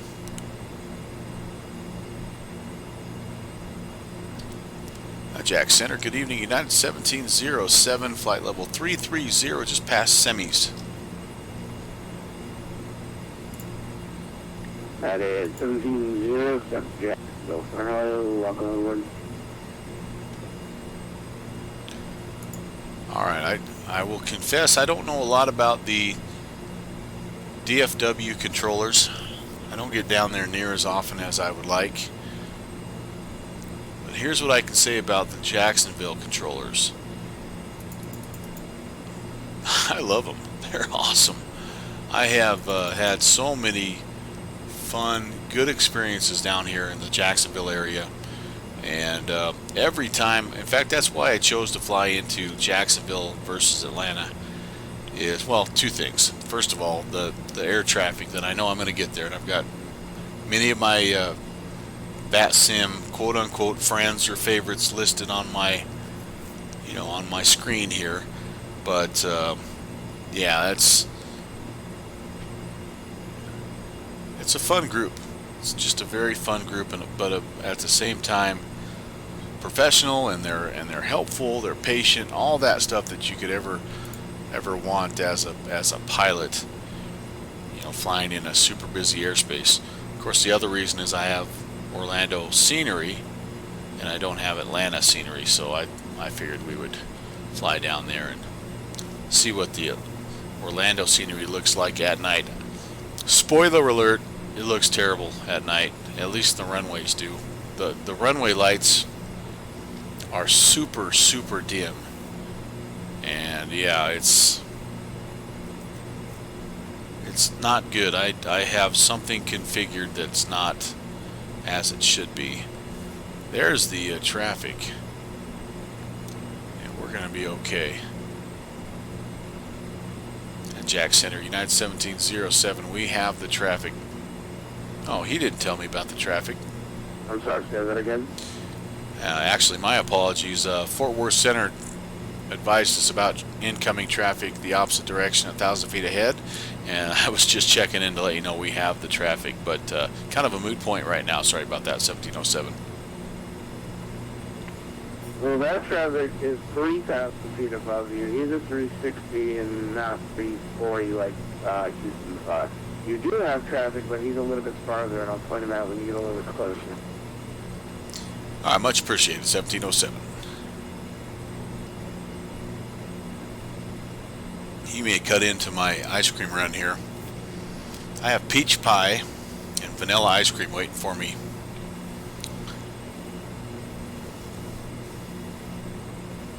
I think I'm going to have to get after it before I get too far in and have to start thinking about approach. Man, I tell you what, we must have a little bit of wind here, because I'm having a heck of a time picking up that radio. Let's just see here. 116 at 22. So yeah, it's pushing us a little bit. Over top of it. You guys have more than enough space required by a lot of equipment. Good to know. All right, United 51, we do have him on TCAS. TCAS. You guys and your fancy TCAS. That's obviously something that this plane does not have. And that's something around here. It's not mandatory that you call the traffic out if you see him out the window, but if you do, just let me know.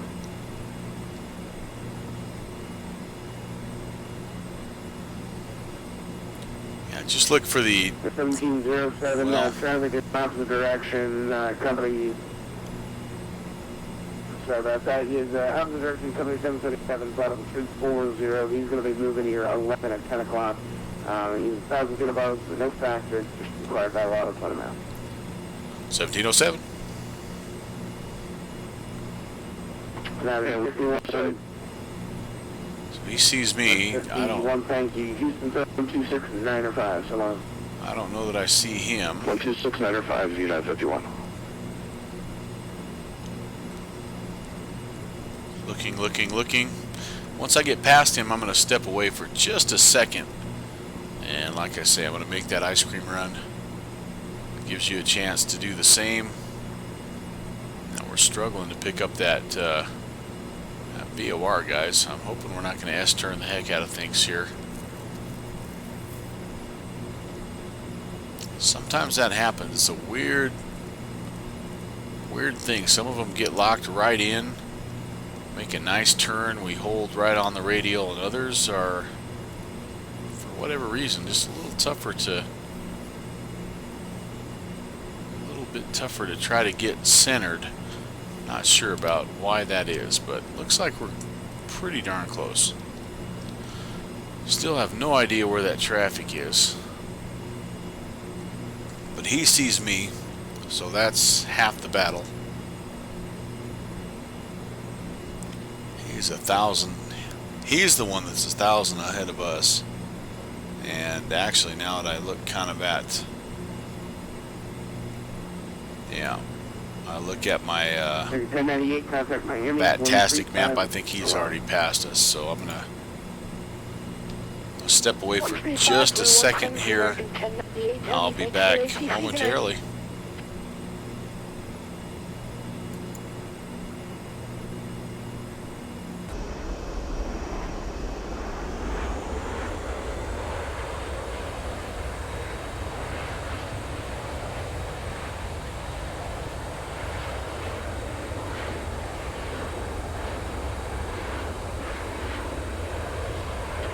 Now that's 1707. If you promise it'll be 5 minutes. And yeah, that's no problem. Just be back before 50, and that'll be fine.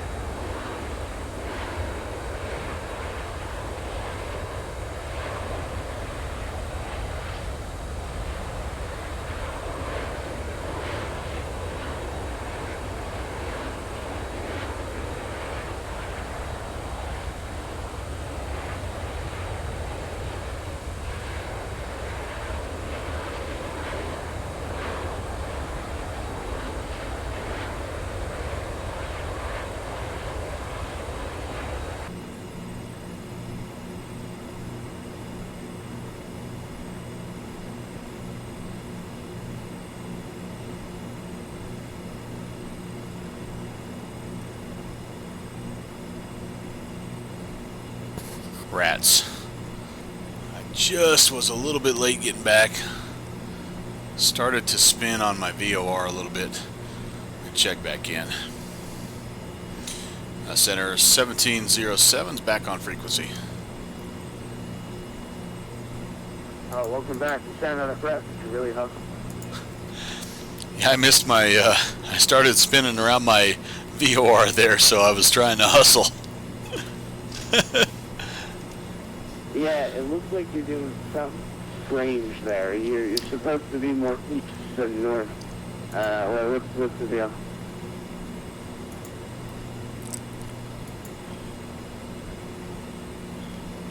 What happened there is I got right over the top of the Crestview VOR, and like I said, I was just about 30 seconds too late, so it started to spin me around that VOR, but we're back on course right now, 1707.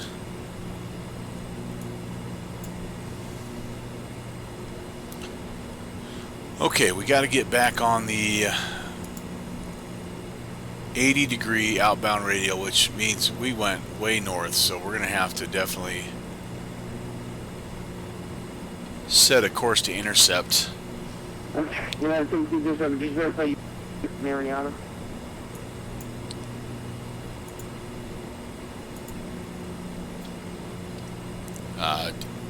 We just passed Crestview, and we are going to intercept the outbound 088 radial. That's our current plan, 1707. I forgot, you're in the 200, right? So you're VOR only? A-firm. Okay. And so what heading do you want to go intercept the 088? Because you got about 20 miles north of course, and I think it'd be quite bothersome for you to go all the way down back towards Crestview. Would you like a leading heading towards Mariana, and that might work better? Yeah, if that works for you, that works for me. Otherwise, I don't mind. It's my mistake, so I don't mind backtracking just a little bit. But we would take direct Mariana if that works for you, 1707. Yeah, United 1707, fly heading 110, that's Mariana. 110 for United 1707. Much appreciated. I'll save a little peach pie and ice cream for you because of it. All right.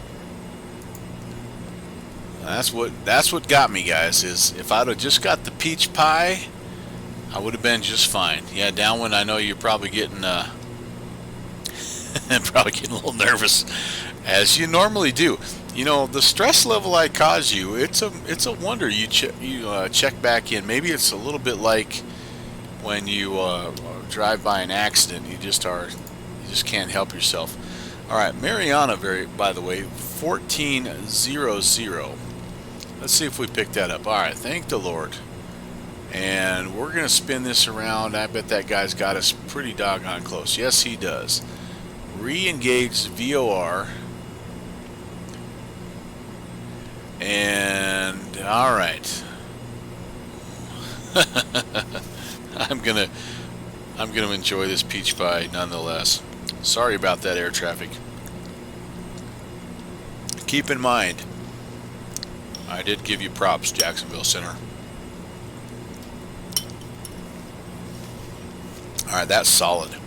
That is solid. Downwind, what'd you have, ice cream wise?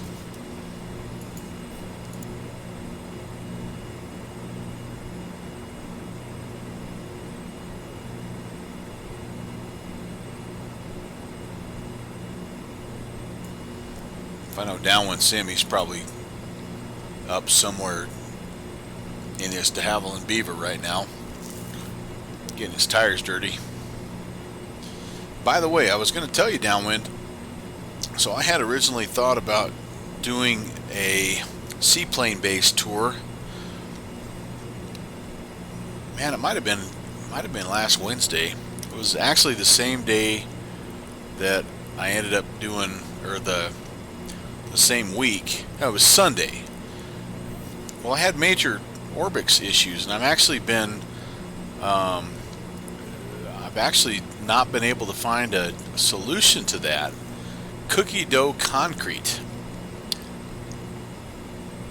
2 thumbs up, my friend. But anyway, so the seaplane tour is on hold for me for a little while because those Orbix sceneries are not, they're not rendering correctly for me. And chocolate vanilla twist cone with crunch. So when you come up and go four-wheeling, there's a spot, there's a little outpost in the middle of nowhere. And look up the, if you have a chance, look up the Farson General Store. And it is well known, I might even say world famous for its ice cream.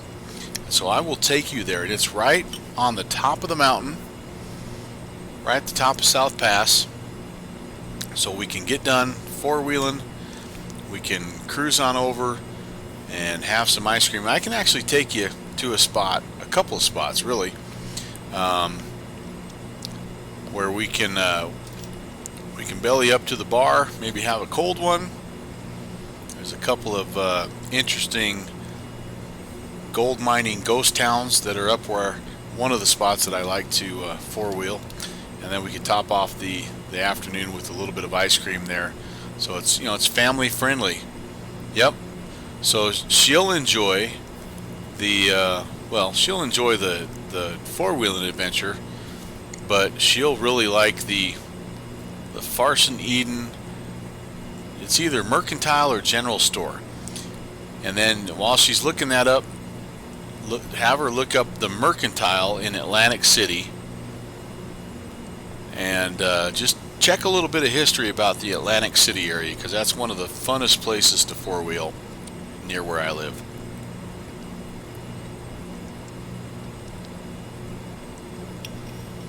Excuse me for smacking and eating ice cream while I do this.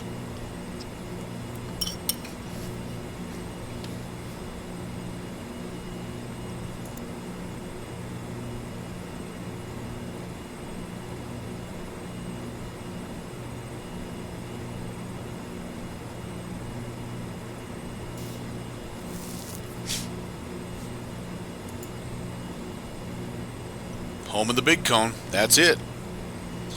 So you don't order, if you end up there without me someday, little insider advice, don't order anything bigger than the small, because what they do is they start with a large 12505. Come on.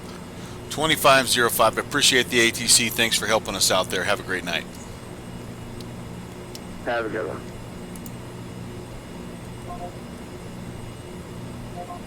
All right, 2505. 237, hold 237. Delta 237, Jack, full center round here. I'll have a reroute for you if you want a shorter arrival, let me know.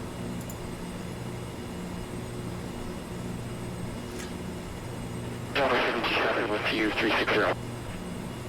Might have a little bit of trouble checking in here, so I'll finish telling you.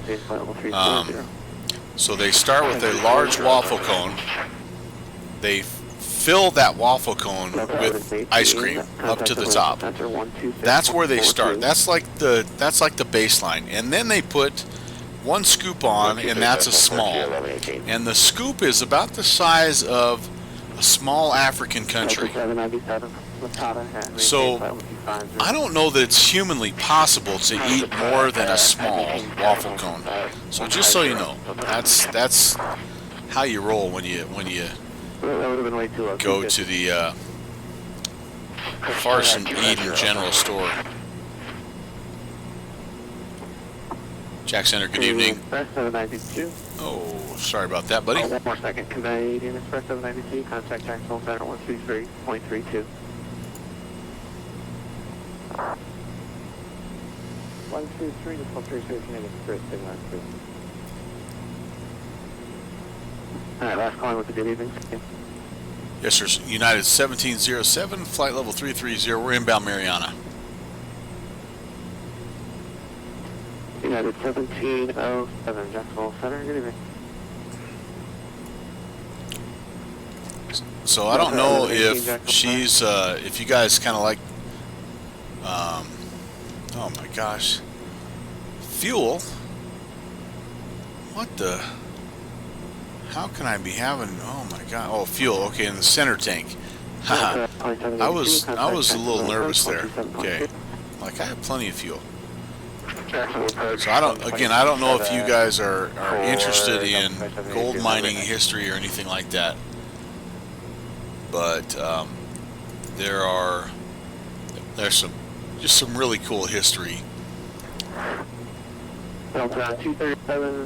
in that area. So right now I've got the hiccups because I've eaten my. The pivot is Oh gosh. slightly shorter and it's better for the Atlanta side, or you can stay on the one you're on. All right, let's go to heading mode here. I've got hiccups going. All right, we're changing. We're going to Seminole. We need to change our course here. I'm trying to do too much at once. 109 has got to be the heading now. We're pretty close, aren't we? Oh yeah, because we were actually we're past that a little bit. All right, so Seminole is 117.5. Sorry, everything's happening so fast right now. I will show you.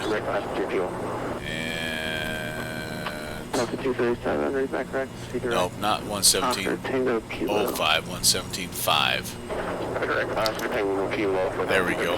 Much better. I'm going to use the heading to intercept that a little bit before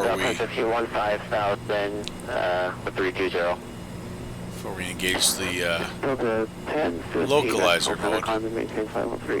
But anyway, so if you look up Atlantic City, if you look up South Pass City, that's worth a half a day. And if you time it right, you can actually pan for gold. They have something called South Pass Days, and they have some fun events, some tours of old gold mines, and just an interesting sort of historical perspective. So that's kind of fun for the kids. And anyway, Nick's Aviation checking in. Hello, Nick's. Yeah, good talking on frequency with the hiccups. All right. Why am I not? I'm not turning here. Did I not get heading select? Oh, it's hard for me to see. Again, right there to engage heading mode, you got to turn it from off to on, and that little lever is kind of hard to see sometimes. All right, we're picking up that localizer pretty well though, so we're going to flip that over to localizer mode. And holy cow, that was a lot that happened in a short period of time. Here's what, and it's going to be that way I think as I'm coming in, so I've got to stop thinking about ice cream and four-wheeling and get focused on my arrival here.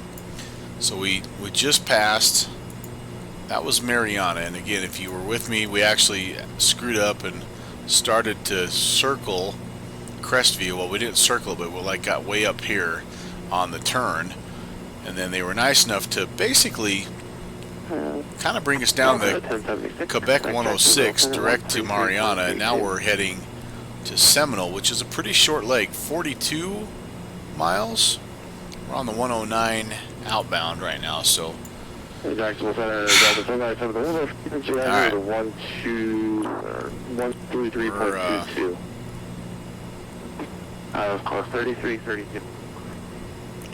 We're still not quite grabbing it real well, but after that, by the way, we're down to it's Cross City 112.0.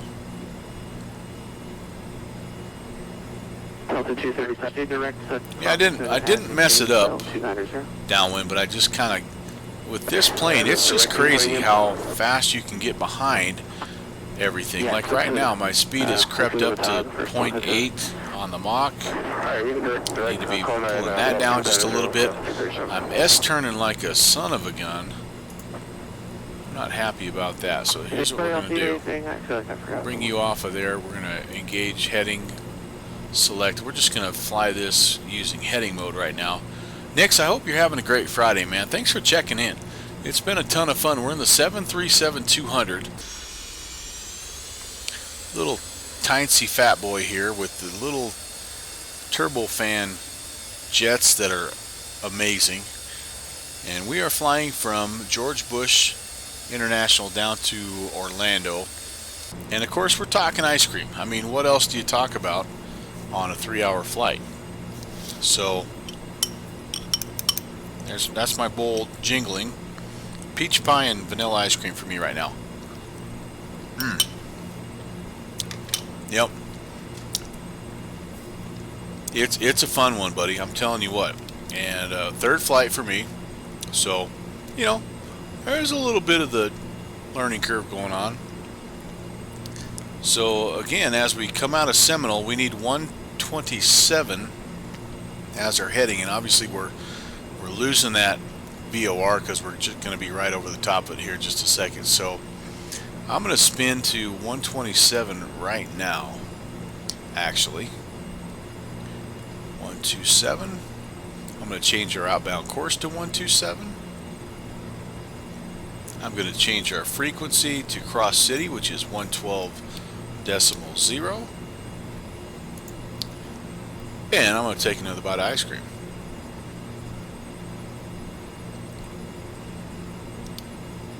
And we're going to wonder why that doesn't tune in. Cross City, did we find a VOR that maybe is not what it's supposed to be? Potentially. Alright, that's no big deal because we can track Seminole 1750 outbound, and that'll be just fine. 1015, Jack, yes, sir. King, can we actually level off trees? Alright, so we're well right of the radio right now, so we'll bring that around here like 135. We should get back on that here pretty quickly. And this leg here is, what is this leg? 200 miles? That doesn't seem right.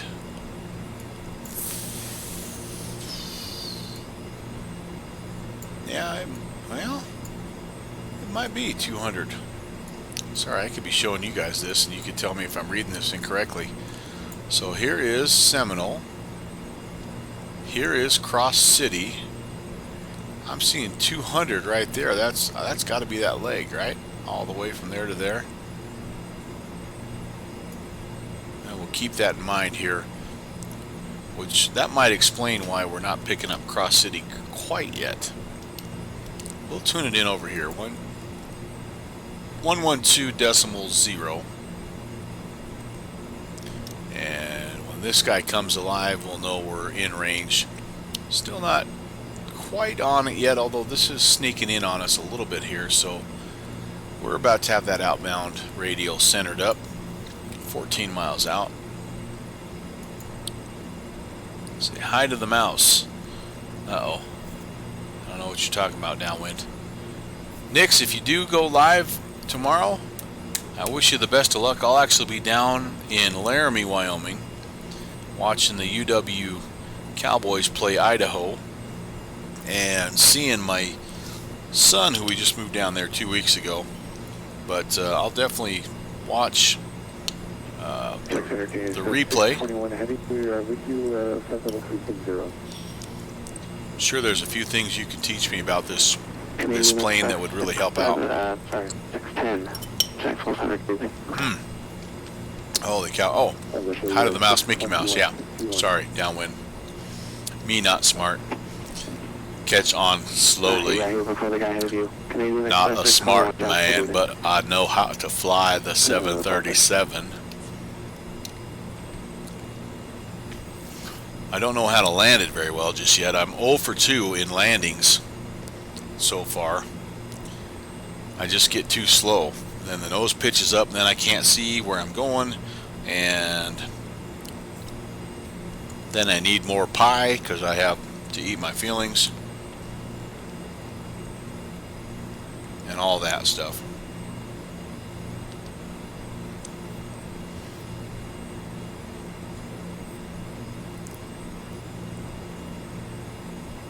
So I need to ask you guys something here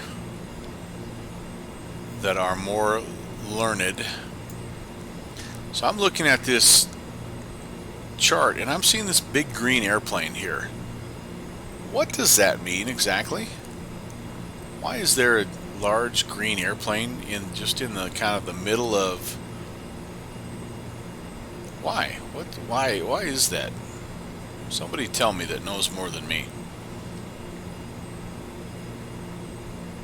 0 for 2, Downwind Sim says, let me out. No, just finish your ice cream. I got it on the ground. I just, one time was a little short, and we maybe went through a fence. And the second time I might have been slightly to the right and maybe almost on the taxiway. But we landed safely. We were able to use the plane again.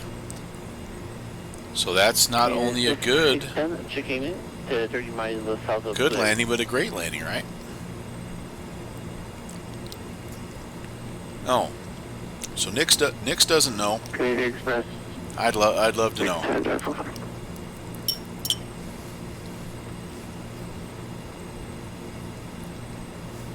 About to have an ice cream headache. Okay, I see Cross City has popped in, so let's do this. 112.00. Let's track the inbound rather than the outbound.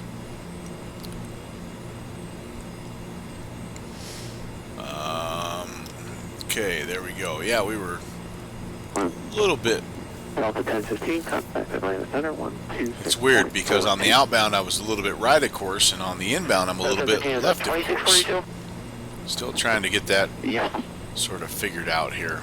Alright, 126.42, Delta 15, see ya. Yep, Canadian Express 610, descend and maintain level 340. 340 is the safe zone.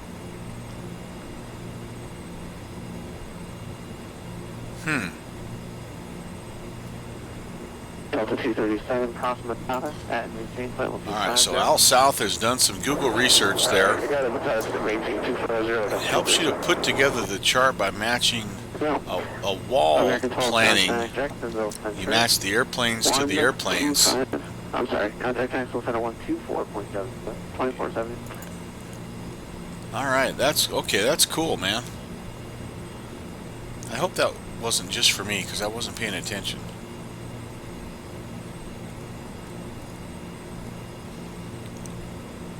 Yeah, that's cool, man. American contact Jacksonville Center 124.77. Alright, that wasn't for me, thank goodness. 124.7 for Makes perfect sense. Yep, awesome.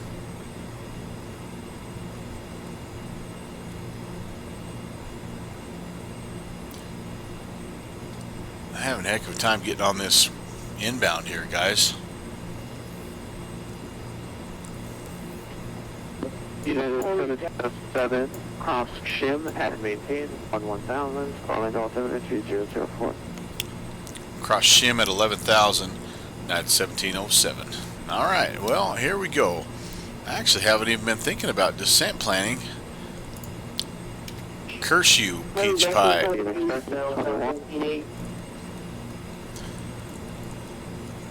to have to take a look at that. But first, let's start the descent.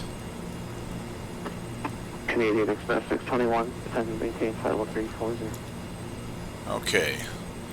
We're not going to quite be on the radio just yet, but that's okay. We'll take it off the altitude hold mode. We're going to push the yoke forward slightly.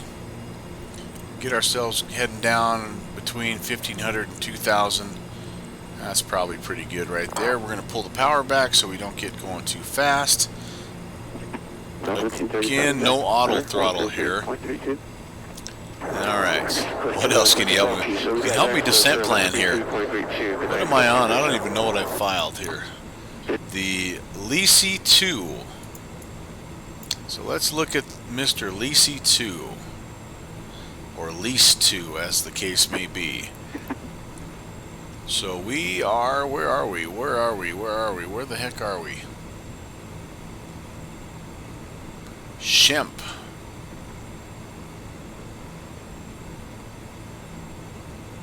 We're not even going to Shemp, are we? Canadian Express 610, contact Atlanta Center 126.2. Okalala. 126.42. I've been lost all night long, guys. I'm telling you what. Where's Okalala in this mix here? I don't see it anywhere. I don't see it anywhere. Valdosta, Okalala, Ocala. So I don't know that I can cross Shemp at 11,000 because I'm not on that. I'm not on that heading. Aircraft calling, checking in, taking call. We're going cross city. Southwest 8, level 3. Then we're going Ocala. And Shemp is actually. Canadian Express 621, contact Atlanta Center 126.42. Alright, we're gonna. I don't know where we're at here, guys. I am so sorry. This is making. Delta 1418, Jack. I don't want that. This is waypoint number 2 that I haven't been able to find. Alright, we're gonna have to. That's how you descending. Just wasn't sure. Delta 1418, cross Acuna and maintain flight level 290.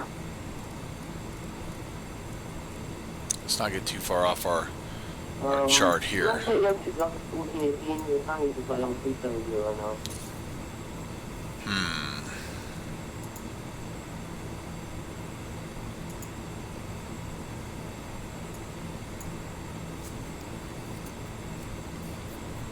Well, this is going to be interesting. I might Go 51, contact my center Go down. 135.17. I'm going to have some vectors here. We're cross city.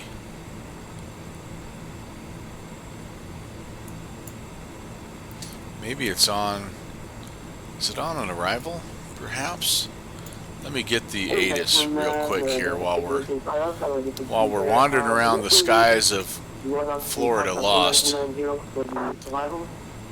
Kids, this is why you don't eat ice cream. Alright, information echo. We're going to just write this down here real quick. And we are looking for 133.32. 3332, United 1707. See it. Oh boy.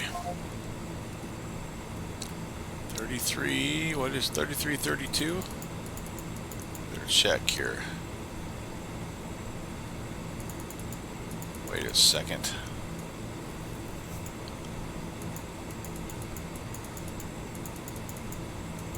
Yep, 3332. May have to ask for a little bit of help here. 3332. Why am I not hearing anything? Oh boy. 13. Oh, because I'm on 32. 3332. There we go.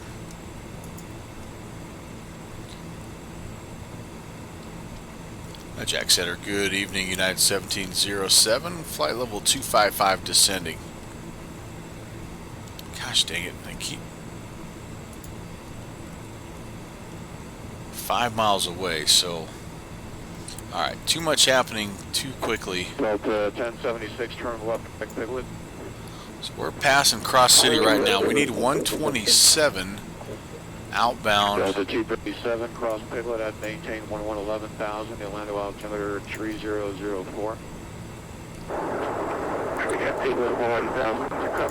So after we cross City, Southwest 1776, 127, we continue 127 for 55 miles.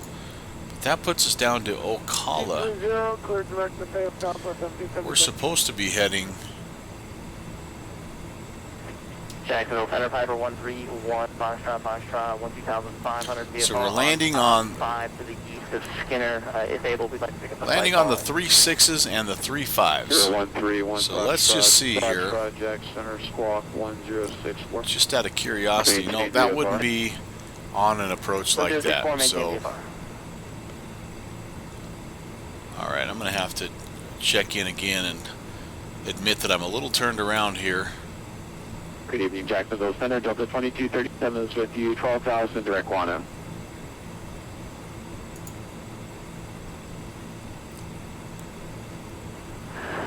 And cemetery. So 2237 Jacksonville Center, maintain level 30. Maintain 23-0, Delta 2237. November 131 Foxtrot, radar contact. So as far as I can tell, this is what I think is going on here. They want us to, I think he thinks we're on this track, and he wants us over Shemp at 11. We're actually inbound here, Ocala. Afer.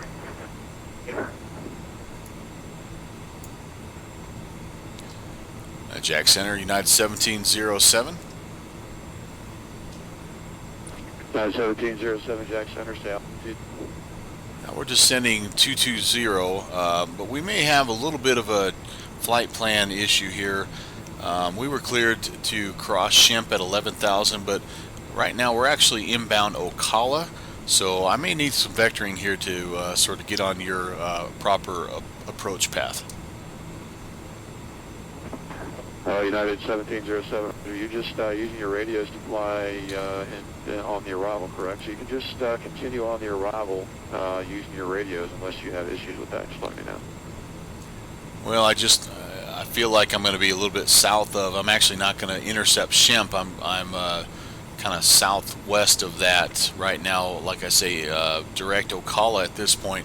And not a problem, we can do that, but I just wanted, I guess, to advise you that that's where we're heading in case you need us to go somewhere else.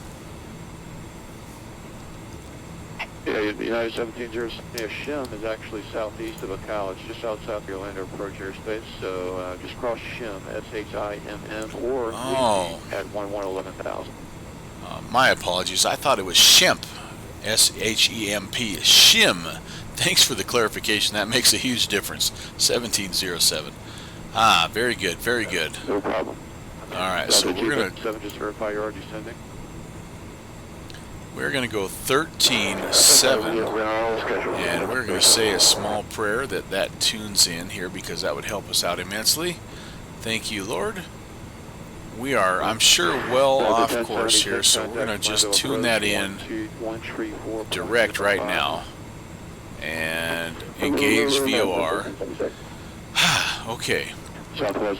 Holy cow, that was a little stressful, guys. I want Shim. Here's how this, here's why this helps. Here's Shempa, here's Shimma. We're heading to Ocala. Do we have the new VATSIM voice codec yet? Alright, so we're going to continue in here. Once we get to Ocala, then we'll jump on the 129 outbound, and then we'll be good to go. So, but Shim, we need to be down at 11,000. We are landing north, so we'll be coming kind of down here, down and around the horn. Alright, let's get a little bit of a distance feel here. 20 miles from Ocala to Shim. So let's just make sure we are right now inbound Ocala, 20 miles to go to Ocala. So we have approximately 40 miles to go. We need to get down to 11,000. I think we're going to be in pretty good shape. Our speed is pretty good here. 298 might be just a skosh high, but not horrendous. And we're below, by the way, excuse me for the hiccups, transition altitude. We do have information, Echo 3004. We will set that. And yeah, okay, other than that, I think I'm good to go, Downwind Sim. Appreciate the help, though. Go down. That was his advice to me as honorary stream CFI. I tell you what, when times get tough, I turn to the pie. I admit it. I've got a problem.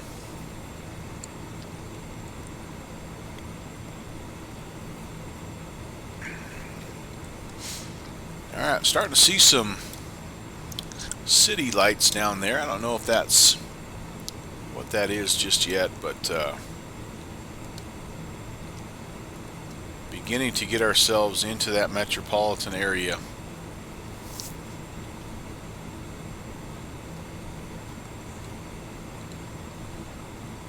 We need, by the way, we are heading to gate 40. Might not be a bad idea. 237, contact Orlando approach 134.05. 134.0, Quebec, 237.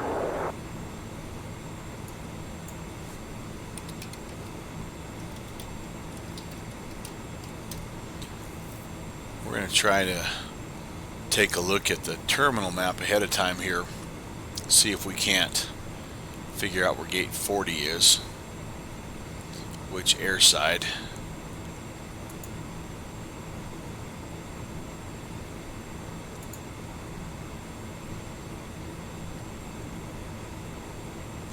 Alright, not airside 1.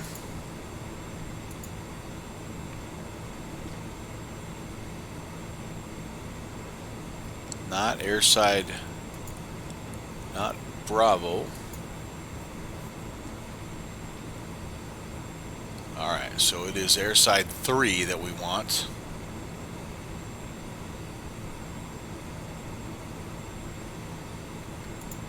Which is the southwestern airside. Okay, how are we doing here? We got to get the heading set here so we don't spin around our VOR. There we go. And closing in, so we've got in 20 miles past Cross City, we need to be at 11,000, which we're in good shape as far as that goes. So Terminal 3, so if we could get one of the 3.6s, that would be the best, shortest approach for us. So 3.6 left, 3.6 right, both of those are going to be our best bet. So if we don't get those, I will request those.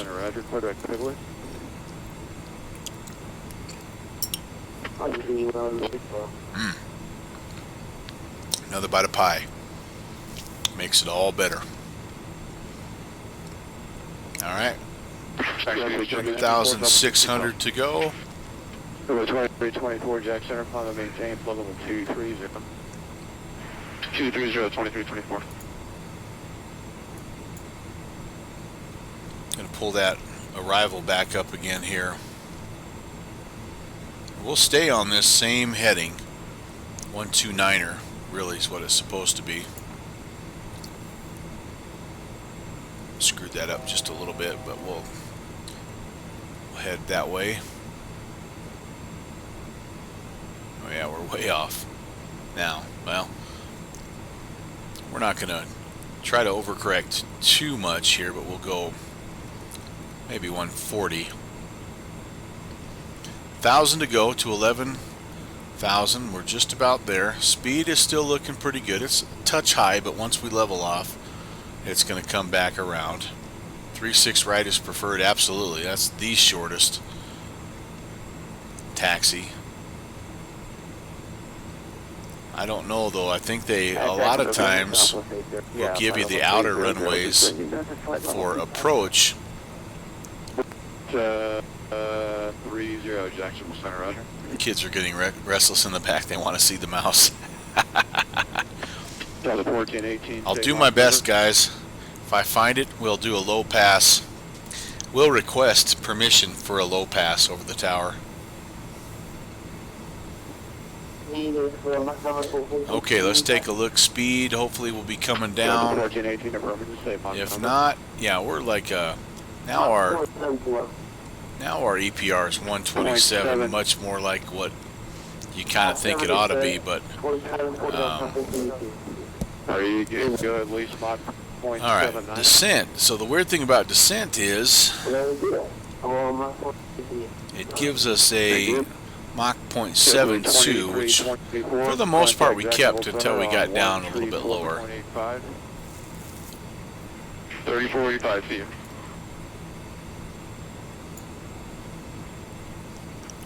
Jacksonville Center, good evening, side 5. I would love to be about 260 15,000, one through two. when it's all said and done. 72, General Climate maintain, level 230. Okay, we're passing Up through. 230, Delta Remember, when we get to 20, hey, we picked up that United 1707, contact Orlando approach 134.05. 13405, United 1707. We'll see it. 13405.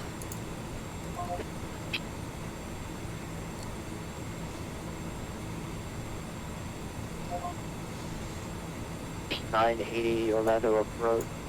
Center maintain 6,000. Expect visual approach runway 35 left. Or should expect visual approach runway 36 left. You can send down to 6,000, and is it possible to request runway 35 left? The arrival downwind sim is the Leasey Plus 980. 2, or Lease 2. I don't know which one Roger, you'd call that. Visual 35 left. Orlando approach. Good evening, United 1707 at 11,000 on the Lease 2 with Echo. United 1707 Orlando approach to center maintain 9,000.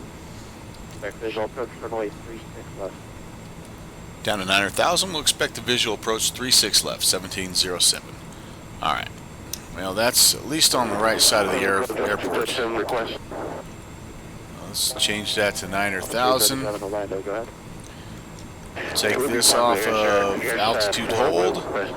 Push the nose down slightly. Pull the speed back even more. Visual approach runway Below 10,000, 35, we are going to put the 130. landing lights on. Right, 130. Runway turn off and taxi lights on. We're going to change or put the ignitions on. And we have altimeter set. Contact Orlando approach 123.85, 2385 today. We're going to get down to 9,000 here. Speed is looking good, actually coming down. I'm not going to pull this over because it's just extra work, but I'm going to actually look at the ILS for 36 left, just so we have it. It's the frequency, the localizer, excuse me, 110.5. I will put that in there. We're going to just stay on this same course, and then our approach course is 005. So we're going to spin that all the way around here. And technically this is a little bit of a mistake because I haven't been given a vector just yet. So I really should be staying on that outbound radial. So kids, don't try this at home because this is actually a little bit of an error, but I don't think I'm going to stray that far from where I'm supposed to be. So downwind sim, my unofficial CFI, it's going to be a C- instead of the usual C+ today, just because of that. Alright, lock in the altitude there at 9,000. Try to get our speed down more like about 230 now. And hey, there's the mouse, kids. Oh, darn it. Atlanta approach, good evening, Mexico 436 passenger. Nice. 200, Air Mexico. Love it. OS 980 to center maintain 5,000. Fly heading 0905. Sector visual approach right. Down to 5,000, heading 0905, vector ILS, I'm sorry, visual 35 left. OS 980 verify visual approach runway 35 right. Alright, there's 230. That would be 35 right. Bumping that throttle back up ever so slightly again. The last thing I want to have happen here is my nose to get pitching up so dang high that I not only do I lose airspeed, but you can't see anything. That's been my biggest issue here up to this point. Center maintain 6,000, finding a visual approach runway 35 left, Mexico 436. Okay, 37 fighting 0905. Alright, we're going to tune in 112.2. Contact Orlando approach 125.55, 2555. Okay, 125, 1737. That way we're somewhat compliant here. And again, we are supposed to be on the 129 outbound radio, so let's spin that around here. Mexico 436 day parking. Okay, so yeah, we're slightly left of course, so I can go ahead and I'll bump that over a few degrees just to try to get back on. So we're tracking Orlando, the Orlando VOR inbound, which is what the arrival tells us to do. Mexico 436, roger. Expect visual approach runway 35 right. There's a page 2 Roger, on this approach. Runway 35 right, that'll make you go 436. Yep, and we're doing exactly what we're supposed to do, all the way down to the least DME. Just fly this same radial 129er radial. It's the Orlando 309 outbound radial to least DME. Thence expect vectors to final. All right, so we're doing what we're supposed to do. That would be a first. Still not quite on that radio, so let's bump it over a few more degrees. There is, by the way, maybe. I thought that looked like it might be the airfield. 20 miles, 21 miles away. Only about 3 more bites of pie. That's the worst part.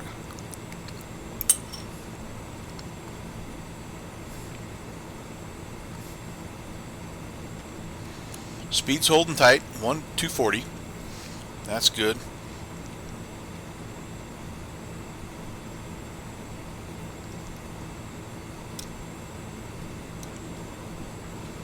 Night lighting, as always, looking great.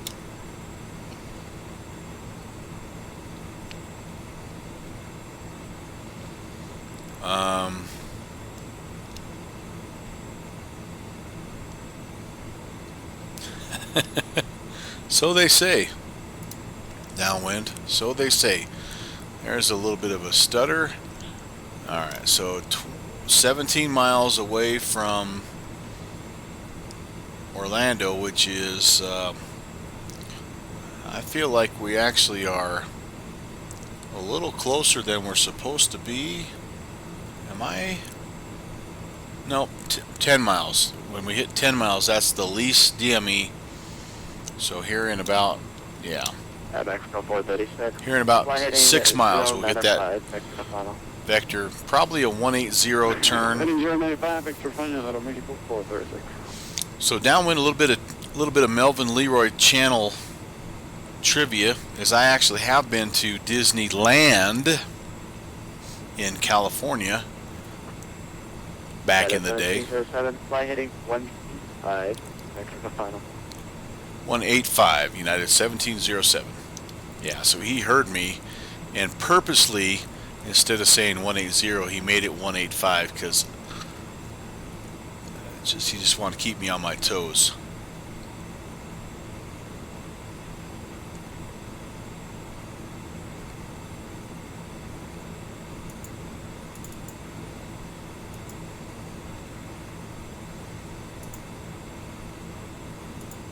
Just kidding, Kyle.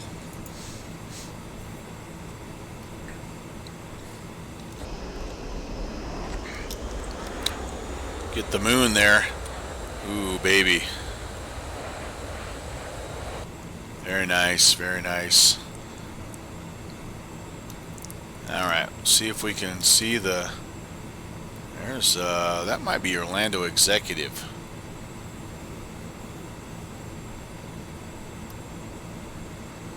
No, Orlando Executive is... There's Orlando right there coming into view. Again, as I told you, the runway lighting is, for whatever reason, just not looking great on my sim. Got it 1707, descend to maintain 5,000, then do not exceed 210 knots. Down to 5,000, and then do not exceed 210, United 1707. Alright, so let's do this. We're going to pull the power back first.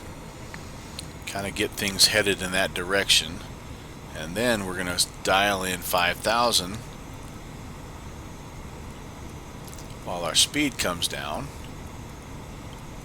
Then we're going to disconnect the altitude hold, and we're going to nudge it forward to probably about 1,000 feet per minute. Now I don't think we need to get too crazy. That's maybe just a hair past that, but that I can live with that. I mean, you could fiddle around and try to get right on 1,000 until the cows come home.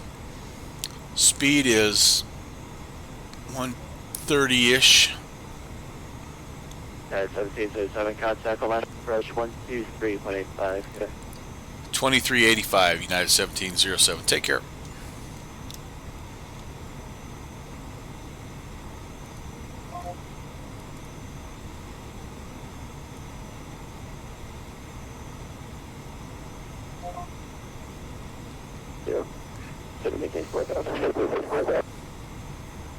Alright, got 270. Orlando approach. Good evening, United 1707, descending through 8,000. United 1707, Orlando approach, let us maintain 3,000. Down to 3,000, United 1707. We can do that. And both are 980, reduce the final approach speed. Alright. So Reducing the final approach speed, we're actually not required to be to 210 till after we've leveled off. But I like that we're gradually slowing down there. That's a good thing. There is just the southern tip of Orlando International, so not really seeing any traffic popping up right now in our windshield, so that's interesting. I figure there'd be quite a bit of arrivals from the south here today, but most of the action as I look on Vatastic has centered around the Atlanta area today. Clear skies and a full moon here in the St. Louis area. Glad you made it home safe, downwind. I prayed for you. Hope it was a good travel day, and I know you were probably worn out. Heck of a long day from what it sounds like, but glad you made her back. We're going to nudge this down just a little bit more. Pull back the power just a little bit more. Again, our EPR down below 1 right now, which is just pretty low for power, but one thing this thing does do well is it does come down. 237 contact tower, 124.3 good day. 42980 contact tower, 124.3 good day. 237. The good news is I had way more than 2 bites of ice cream left. Mexico 436 passenger 8,000 for 5,000. It's my soothing narrative, downwind. It's the same reason kids used to fall asleep in my class. Just have that voice, you know, that just calms you down.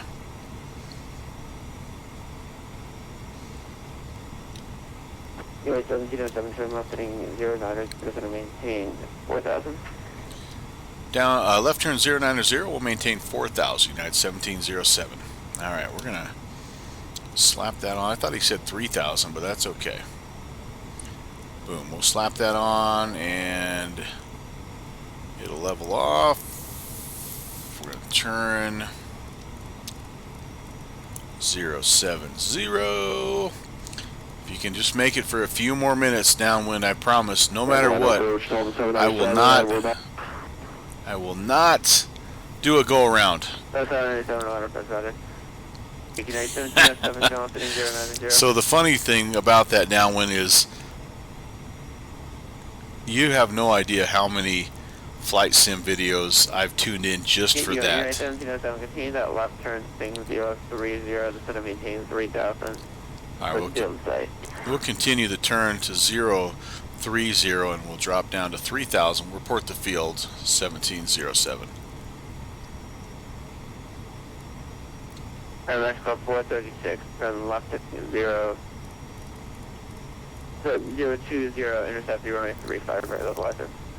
Oh boy, my speed, I'm slow now, holy cow. Heading 020 to intercept 35, localizer at Mexico 436.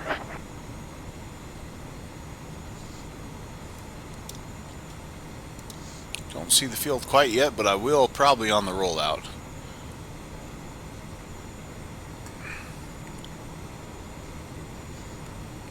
So I'm attempting something here, guys. I'm not spinning my altitude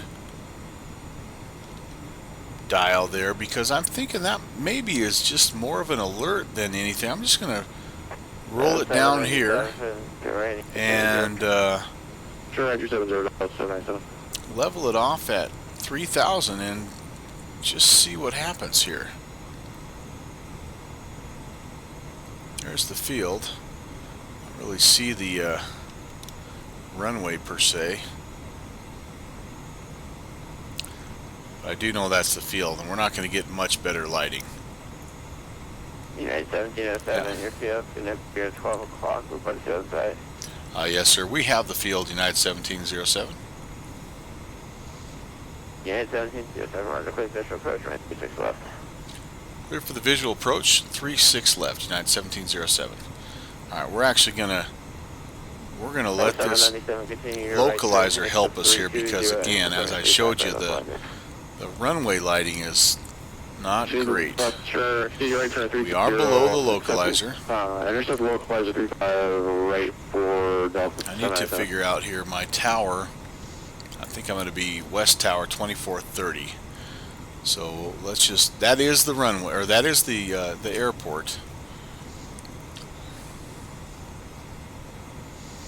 Throw a notch of flaps in here just to see if I can get the nose to come down just a little bit here.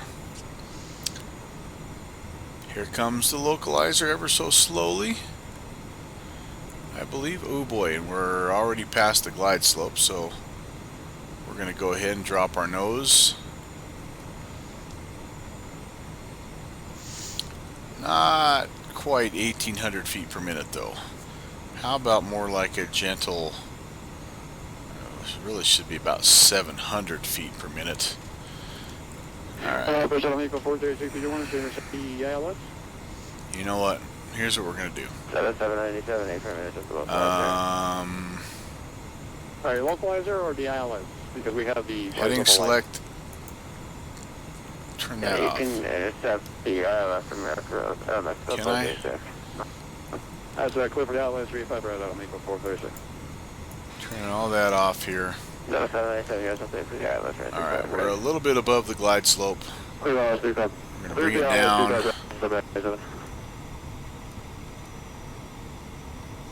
I do see the runway.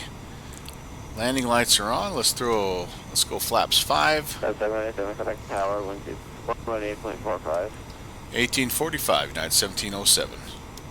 Oh, this is a challenge. 1845. Please don't be too far past where I'm supposed to be.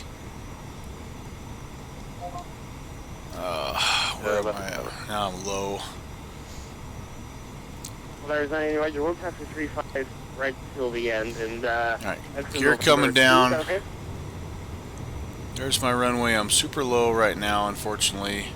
Attention all aircraft in the Orlando Air Traffic Control Tower airspace or on the ground or awaiting clearance delivery.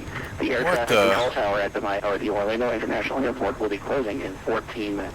Please get your flight plans filed or get on the ground in spaces. Got some scenery issues going on here, boys. Enjoy a flight. Tower 7, United 1707 on the short final, 36 left. United 1707, 36 left, cleared to land. Clear to land, 36 left, United 1707. I've got major scenery issues here, guys. Holy cow, look at that. That's not good. So there's the really, truly Orlando scenery. And there's houses for some reason and a tree. 8 Alpha LS 35 right. And I greased the landing, man. Soft, MX436, Ryder. somewhat down the middle. Delta 797, you with me? And now I'm hitting houses and... oh my Delta lord. 797, Orlando Tower, you with? What in the world is going on? Delta 1707, welcome to Orlando. Right when able, contact ground 121.8. Right when able, ground point 8. 797, are you with me? Oh shoot. Alright, that's interesting. That's a first for the channel. There's no doubt about it. MX436. No doubt about it. Left, runway 35 left, you are cleared to land. So I do see, it looks like a oh my gosh. How do I know where I'm at, guys? 980 ground 12 Oh my lord. Delta 2337 ground 126.4. Alright, I gotta get myself off now. I'm literally bouncing like I'm on the grass. What is going on? Holy cow. Alright, here's what we're gonna do, guys. 121.8. And Orlando, that'll make a 436 on around.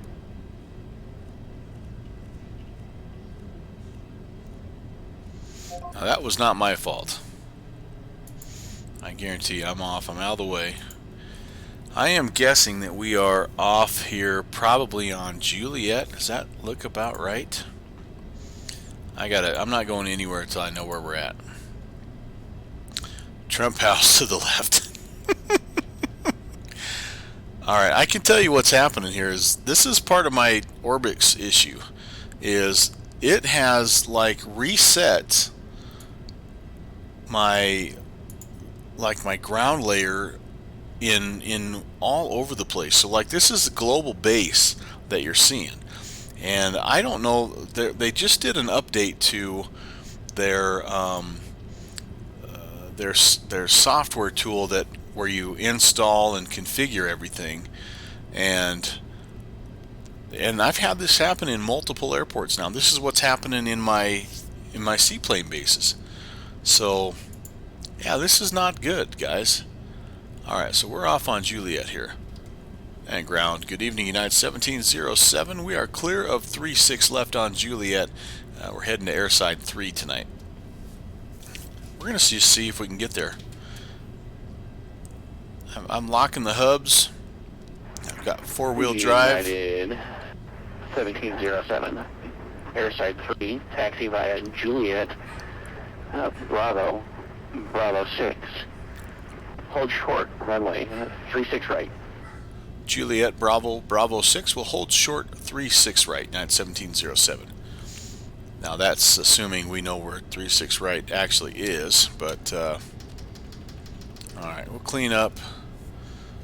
Holy Moses. You know, if nothing else, guys, you're going to get a unique experience every time you come along with me for the ride. So that much I appreciate. Explain. United 1707 across runway 36 right at Juliet. Continue taxi. Cross these 36 right at Juliet and continue taxi 1707. Yeah, it honestly is stuff like this that would nudge me over. I love my Orbix, but man, when it kind of goes sideways, I have a lot of it in my flight sim world, and it has a pretty big impact. Alright, so here is this house is formerly where 36 right used to be. Now it's been reclaimed. It's now a neighborhood, part of a neighborhood development plan here. A sort of kind of still on Juliet here, and I'm about to make a right-hand turn onto Bravo. I'm hoping this is kind of what happens here. There, I do see Bravo. So this tree, this actually is a little bit like when I take my friends out and we go driving around scouting for ducks. our directions are something similar to this. So you want to head out the road till you hit the one house, and then you want to take a right at the tree, and then yeah. See, you guys, what you really didn't know is that Orlando has installed these eco-friendly grass taxiways.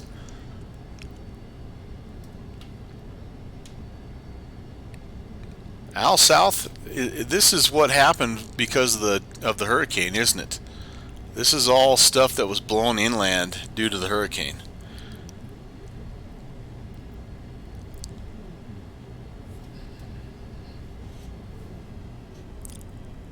Alright. No response. No response. I tell you, I get no respect.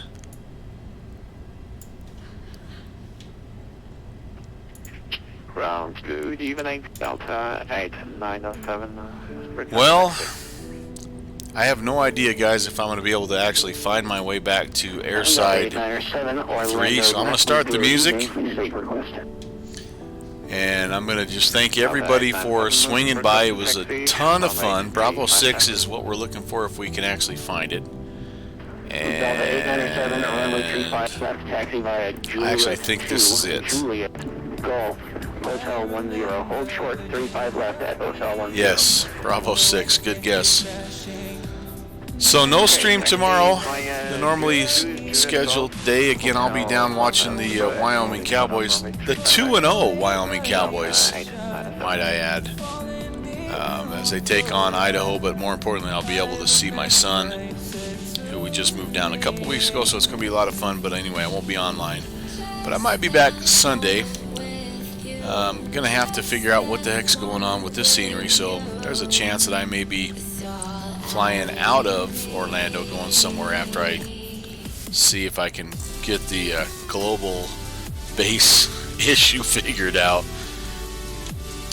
Next week, nothing yet on the docket, and expect again Monday, Wednesday, Saturday. That's what the usual plan is, with the occasional bonus stream on nights where I have the opportunity to sneak away maybe a little bit early, or plans change and things like that. So hopefully you can join us then. Again, we bounce back and forth between a lot of different airplanes. It's a lot of bush flying, a lot of GA stuff, but when we do hop in the big birds, this is what you're going to see: vintage aircraft, and you're also going to see 757s parked by trailer houses, and oh no, that is a terminal. Hey, 40 is what we were looking for. I think we're close here, guys. We're going to call this good right here. 43, 45. Oh, I should have been back over there. Oh well. But yeah, so if you enjoy variety, if you enjoy watching a guy that is kind of proficient at a lot of things but not really good at really anything, and you get a lot of stuff like this, if you don't mind that, then this is the channel for you. And also there'll be a lot of guys in the chat window giving me a hard time, so if you enjoy watching them roast me, then please stop by all means. That's what we like to do. So I'm going to shut down, but I'm not going to make you guys listen to me anymore. I'll let you listen to some tunes. I want to make sure that you guys know how much fun I do have. This is a great way for me to relax at the end of a long day. Downwind Sim, Al South, my friends, thank you as always for coming by and giving me a hard time, tempting me with the pizza or the ice cream that I don't need. Nick's Aviation, hello. Thanks again, my friend, for coming around. And my new friends here that came by today, Speedbird X20, the Gazzo, I messed up his name, Live Fly Guy, Captain Aviation.